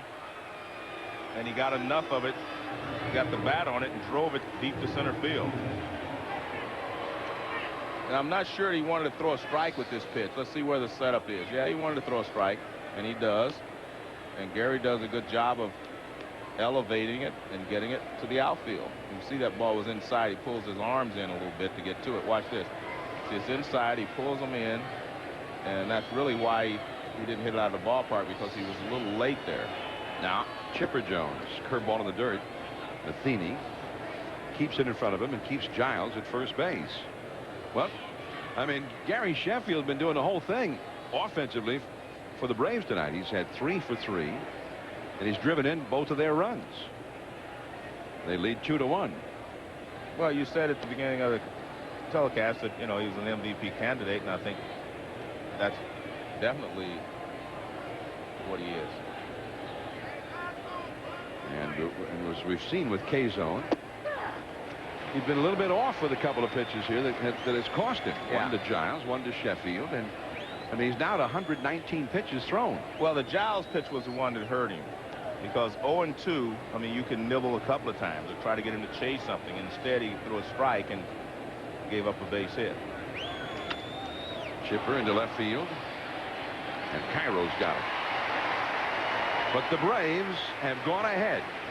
Cairo, Matheny, and Palmeiro due up. 2-1 Atlanta. Sunday Night Baseball. The Atlanta Braves holding a 2-1 lead over the Cardinals as we go to the last half of the 7th inning in St. Louis.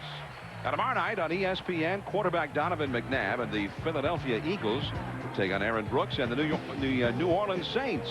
The game will also be available in high definition on ESPN HD. Call your local cable operator or DirecTV today. Coverage will begin with Monday Night Countdown at 7 o'clock Eastern, 6 Central. And of course, our Sunday Night Baseball telecast is available on ESPN HD as well, our new high definition service. I'm John Miller with Joe Morgan, and we've got our own high definition monitor right back here.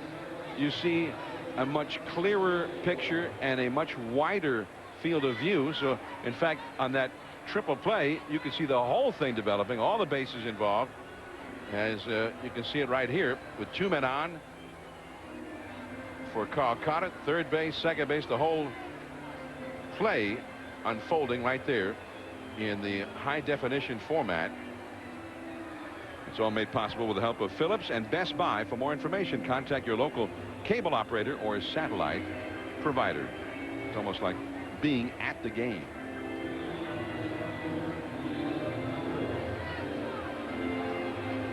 Well, there are some Braves fans here, and the Cardinals and the Braves who've faced off a few times in postseason play. So for the Cardinals, they're down by a run now, and Horacio Ramirez has been pretty tough. Yeah, he's thrown the ball very, very well. I've been very impressed with him. The worst jam he's been in, he managed to get a triple play. Now, I hope they're not spoiling him early in his career, because it'd be tough to expect that, you know, too many more times in his career. Miguel Cairo, the hitter. Cairo has hit into a double play and hit into a force play. That ball deep down the left field line and foul. That ball was hit pretty well.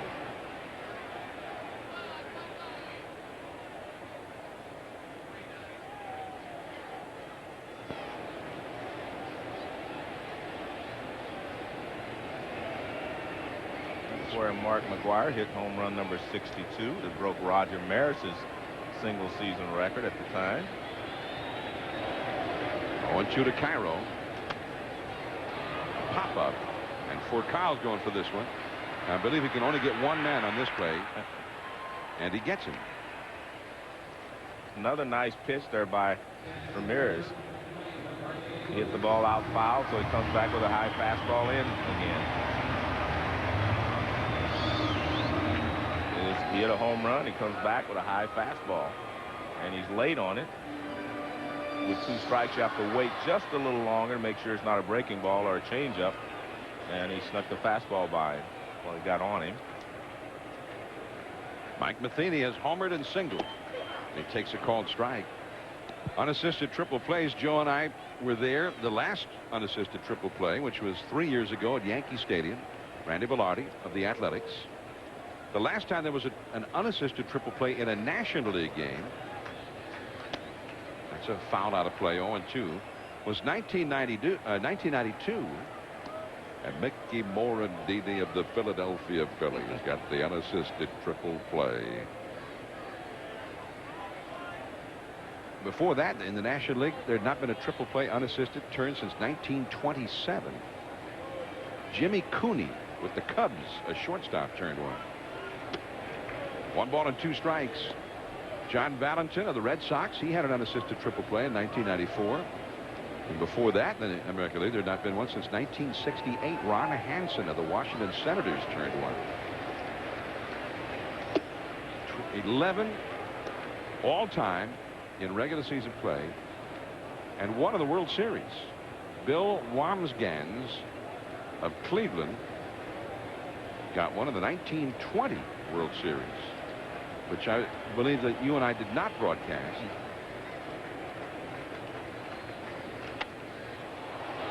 Going back into right center is Sheffield. He gets there. That one hit pretty well toward that 372 sign.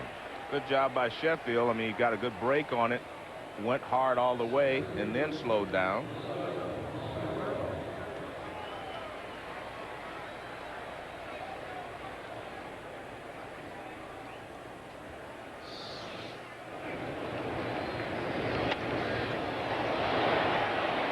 That's the way to go after a fly ball. Run hard and then slow down. Orlando Palmeiro takes a strike. Now, Palmeiro's in there. Tony La Russa wanted to give some of his lefties a night off, but Palmeiro's in there because Eli Marrero is on the disabled list. Marrero started a rehab assignment this weekend, and he could be back in a week or so. For Kyle, there's that arm. That's the amazing thing. He's got that great arm on the triple play. He didn't have to use it. Andrew Jones will be coming up 2-1 Atlanta. Woody Williams will not get his 15th win, not tonight anyway. Williams went 7 strong innings against Atlanta, the best offense in the league, allowing only 2 runs, but now he gives way. He had thrown 120 pitches, and so Cal Eldred, the 35-year-old right-hander, comes on to pitch, and he is part of a double switch with Jim Edmonds also coming in. Edmonds, who's wearing a microphone tonight, a little bit earlier was asking La Russa about where he was going. Hey! Hey! Who do you want back? Orlando? Well, he was trying to ask him, does he want him to replace who he wants back? He knows he's going to center field, but maybe he wanted Palmeiro to go over to right is what he was asking. Andrew Jones with a big swing and a miss against Eldred. Andrew has grounded a second and twice struck out. 39,320, the paid crowd at Busch Stadium tonight.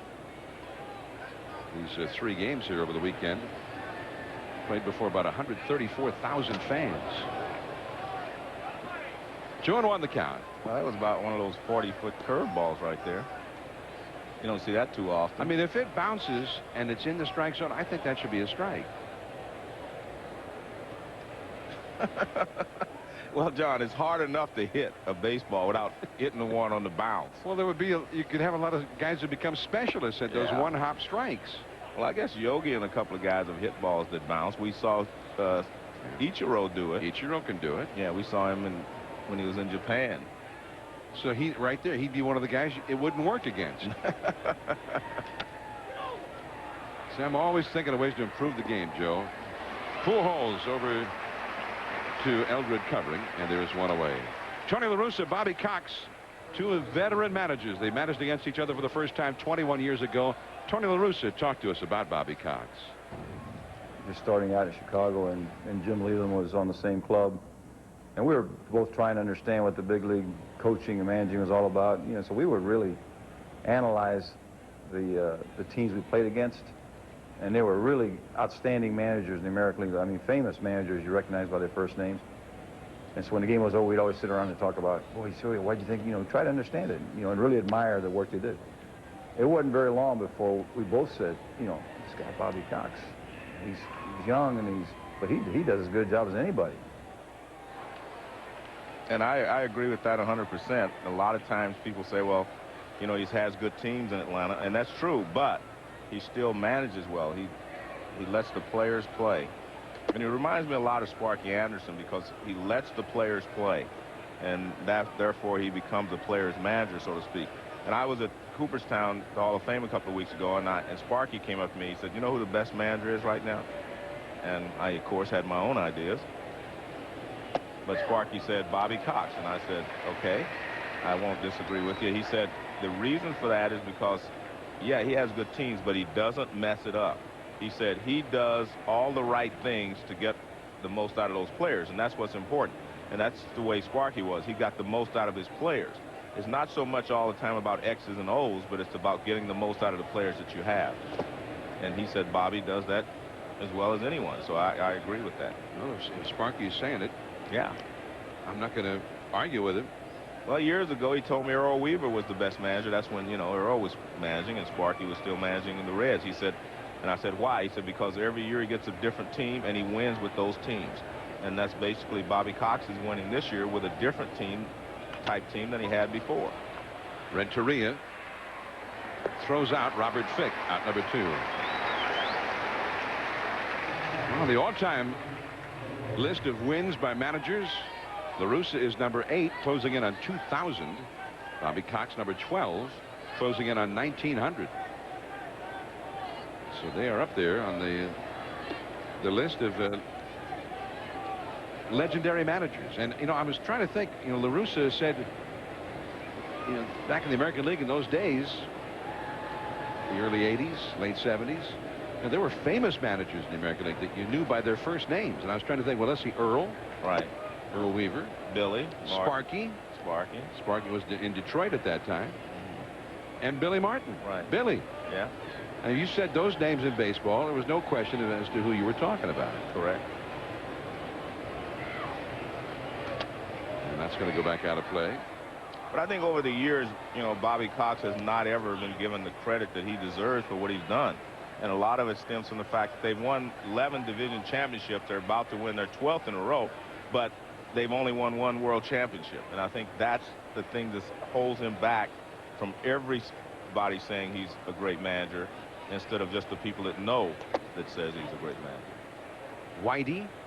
Yeah. Because he managed the Kansas City Royals at that time. On the all-time winning percentage. And that's with 20 seasons or more. John McGraw, Joe McCarthy, and then Bobby Cox. Right. Now that is a short elite list. Yeah. But again, I think if he would have won a couple more world championships, I think that, you know, he would get the credit that he deserves. Or maybe he'll win one this year. Yeah. They certainly have the lineup to win. Do they have enough pitching? Yeah. Which is not the way we've looked at it in the past. And that's ball 4 to Javi Lopez. So Javi, who had 31 homers,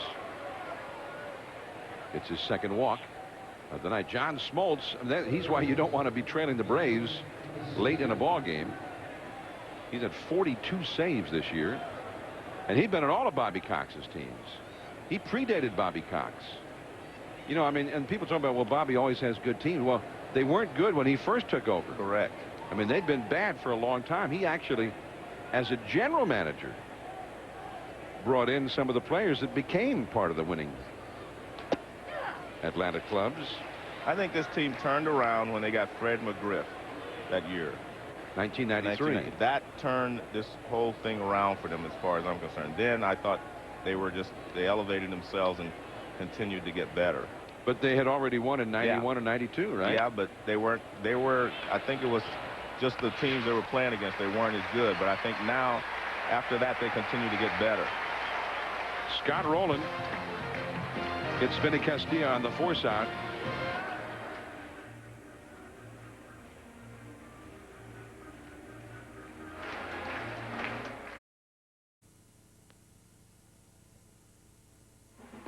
ESPN Sunday Night Baseball, presented by Nextel. Nextel, life's better when your cell phone has a walkie-talkie.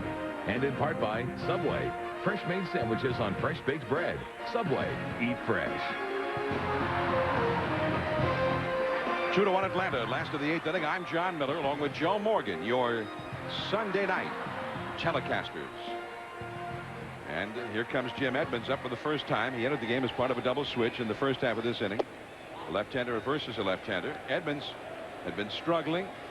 He has not played all that often since the All-Star break. And lately has not been hitting. 1 hit in 17 at-bats. But he's just not driving in runs. And obviously his right shoulder has been bothering him. La Russa said that he thinks the worst of that is over with. Just the last couple of days, Edmonds just didn't look good at the plate. Looked like a guy who would benefit by a day off. Nice pitch right on the outside. Strike 2. 1 ball, 2 strikes. Well, I'm going to agree with you that the Cedarstrom has a pitcher's strike zone tonight. The pitchers can't complain about Quest Tech after this game. 1 ball, 2 strikes. Jim Edmonds, 29 home runs. Just having a spectacular year until he got hurt. And his numbers are still outstanding. Ramirez, who had only thrown 78 pitches coming into this inning. He has been slumping. In his last 5 starts, no wins and a 7.0 earned run average. But he's pitched a beauty tonight. Edmonds caught at third by Castilla. That was a line drive, but it wasn't, you know, a line drive that was hit that hard, because otherwise Castilla wouldn't have had time to move. When you're a guy like Edmonds who spreads out as much as he does, you really need to be 100% healthy. Now watch, I mean, this ball's not hit that hard. He guides it over there, and Castilla has time to run over and grab it. But I mean, when you have injuries, I mean, you're really in a bad way. I mean, if your legs are bothering you, or as in this case his shoulder, then you just, it makes it more difficult to hit, because you're spread out so much you can't generate any bat speed anyplace else. You can't generate any bat speed if you're already spread out that far. You need your upper body. Bo Hart. 1 ball, 1 strike. I like that replay we had, the reaction of Ramirez with Castilla leaping up for it. Ramirez leaped up with him as if to somehow help him out. Back to the screen. 1 ball, 2 strikes. Castilla's going up and Ramirez goes up. Looked like a little ballet move there. He had a little scissors kick going there too. 1 ball and 2 strikes to Bo Hart. He is 1 for 3 in the game. Andrew Jones, out number 2. Cardinals only have 4 hits in this game. Our next poll question tonight was, who do you think is the best all-round hitter in the National League this year? And it looks to me like a lot of Cardinal fans voted Albert Pujols. I mean, it's tough to not vote for Albert. Hitting .370, 30 homers, got 100 RBIs already. 24% said Barry Bonds, 7% Sheffield, then Helton and Jim Edmonds. I think the Helton one surprises me. I mean, he's hitting almost as much, 350 plus. And I think he's been consistent. It's the Coors Field Yeah. factor. If you do it at Coors Field, you don't get credit for it. Okay. I mean, I think that there's a lot of truth to that. Although people within the game, especially in the case of Helton, don't agree with that. They think Helton is a threat no matter where he's hitting. He's a good hitter. Eduardo Perez, and he has been awfully tough this year, especially against the lefties. And he's well capable of launching one out of the ballpark here. Tonight he has walked, grounded out, and struck out. 0 for 2, hitting .349 against lefties. In the right center, hit well, on the way, and gone! It's tied up!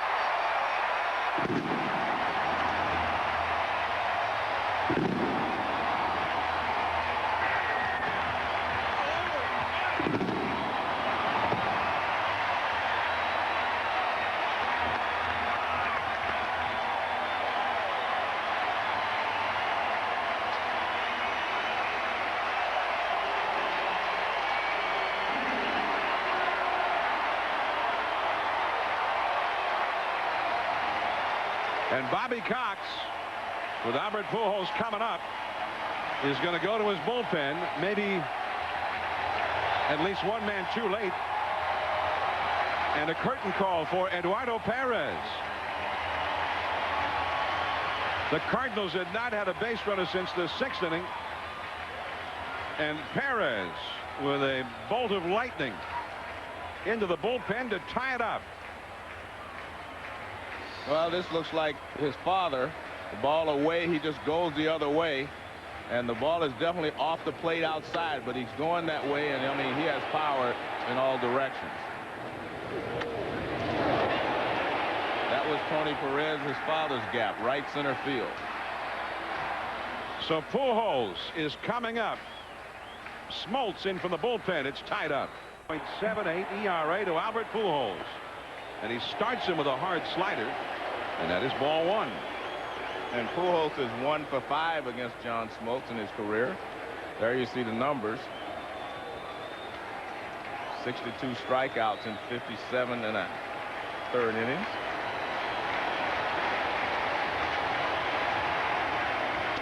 That one is hit high and deep. Left center. Forget about it. On its way and way out of here. A spectacular home run for Albert Pujols.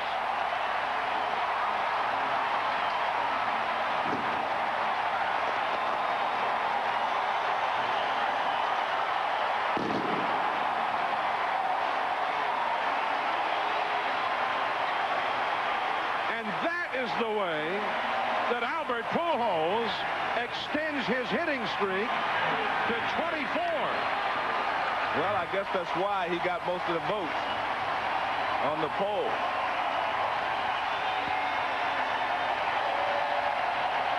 A standing ovation, and he comes out and takes a bow.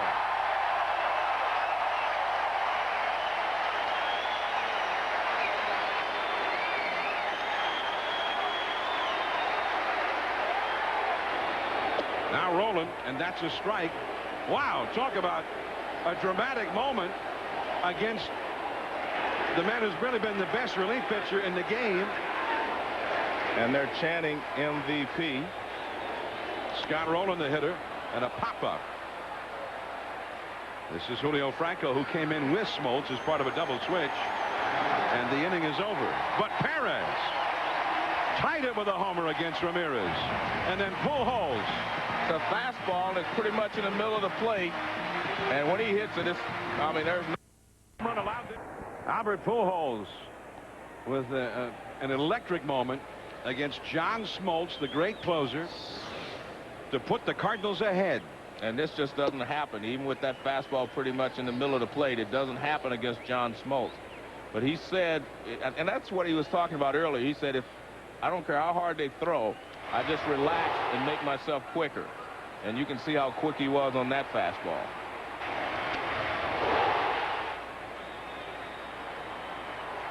Jim Edmonds wearing a microphone.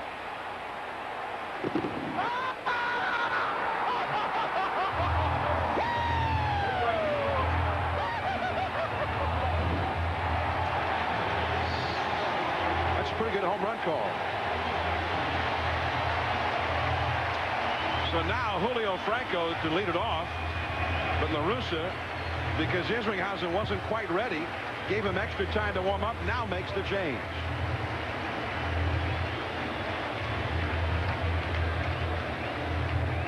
I forgot Eldred pitched.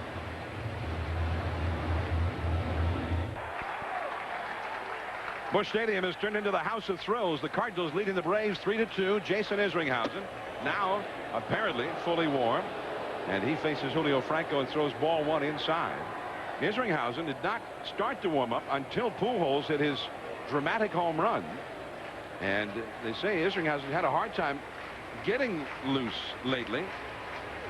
And so Eldred went out there to throw his warm-up pitches as if he were going to pitch to Franco. And then when Eldred finished with his 8 warm-ups, then La Russa went out to give the double switch to Gary Cederstrom, all the while giving Isringhausen more time to warm up. Slider misses. Isringhausen, who had shoulder surgery after last year and missed the first half of this year on the disabled list while he was recuperating. He pitched in yesterday's ball game, went the last 1 1/3 innings with 3 strikeouts as he got the save for Garrett Stevenson. And that's in there. 2-2.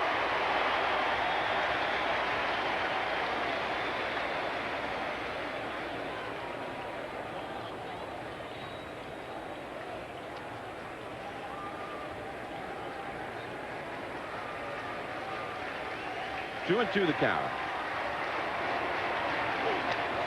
And a 96-mile-an-hour fastball that he just got a piece of. From a 90-mile-an-hour slider, and then a 96-mile-an-hour fastball. He also throws a big curveball and a split-fingered pitch. I think his big curveball used to be his out pitch, but with count 2-2 and Franco leading off in a 1-run game, you want to make something happen right here. On the fists with some heat, and the bat snapped in two. 2-2 the count. You saw Kerry Robinson now in right field in place of Eduardo Perez. So Isringhausen hitting number 2 where Perez had been. Robinson number 8. After Franco, you go to the top of the order for Carl and then Giles. Sheffield will be due up 4th in the inning. Isringhausen, since coming back from the disabled list, has had 10 saves, but has not had a save coming in with a 1-run lead yet. If he gets this one, it'll be his first of the year. Franco has had a lot of experience against Isringhausen. 11 hits in 29 at-bats lifetime. Looked like he tried a curveball, but didn't do much curving. Well, I'm watching him, and I mean, he doesn't seem to be throwing freely, but he did have arm surgery, so I mean, he may not have that fluid motion that he had before. That slider driven to center, but Edmonds right there. One away. Hit hard by Franco, but in the deep part of the ballpark. This copyrighted telecast is presented by authority of the Office of the Commissioner of Baseball. It may not be reproduced or retransmitted in any form. And the accounts or descriptions of this game may not be disseminated without express written consent. And check out MLB.com for the new authentic collection, performance batting practice jerseys and caps. MLB.com. Now Rafael Furcal, who has never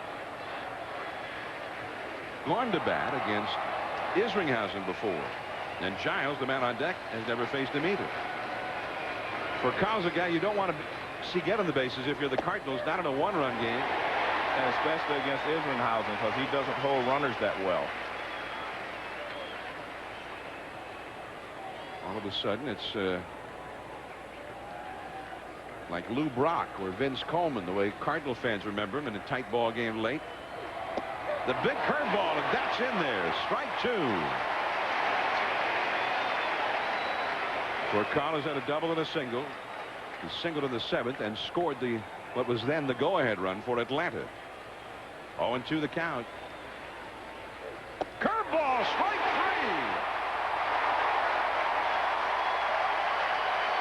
That was the hammer.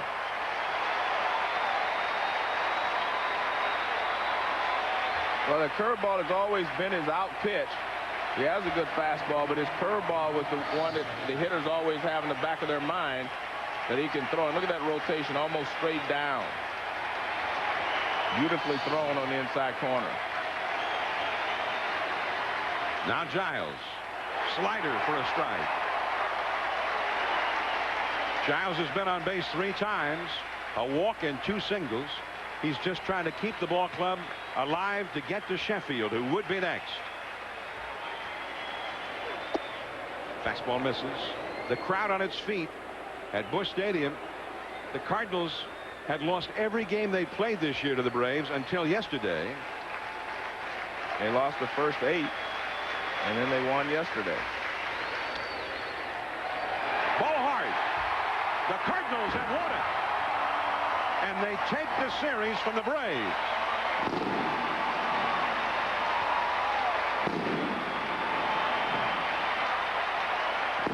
Well, the Cardinals did what they had to do. I knew they were going to have to score a couple of runs, but a great job by Woody Williams and a great job by Pujols and Eduardo Perez and Matheny as they got all their runs on a home run. And the Cardinals, whose pitching has been poor most of the year, have won consecutive games from Atlanta, and they scored only 3 runs in each of those games. The Cardinals keep pace with the Cubs and the Astros in the Central. John Miller, Joe Morgan from Busch Stadium in St. Louis. Stay tuned now. SportsCenter coming up.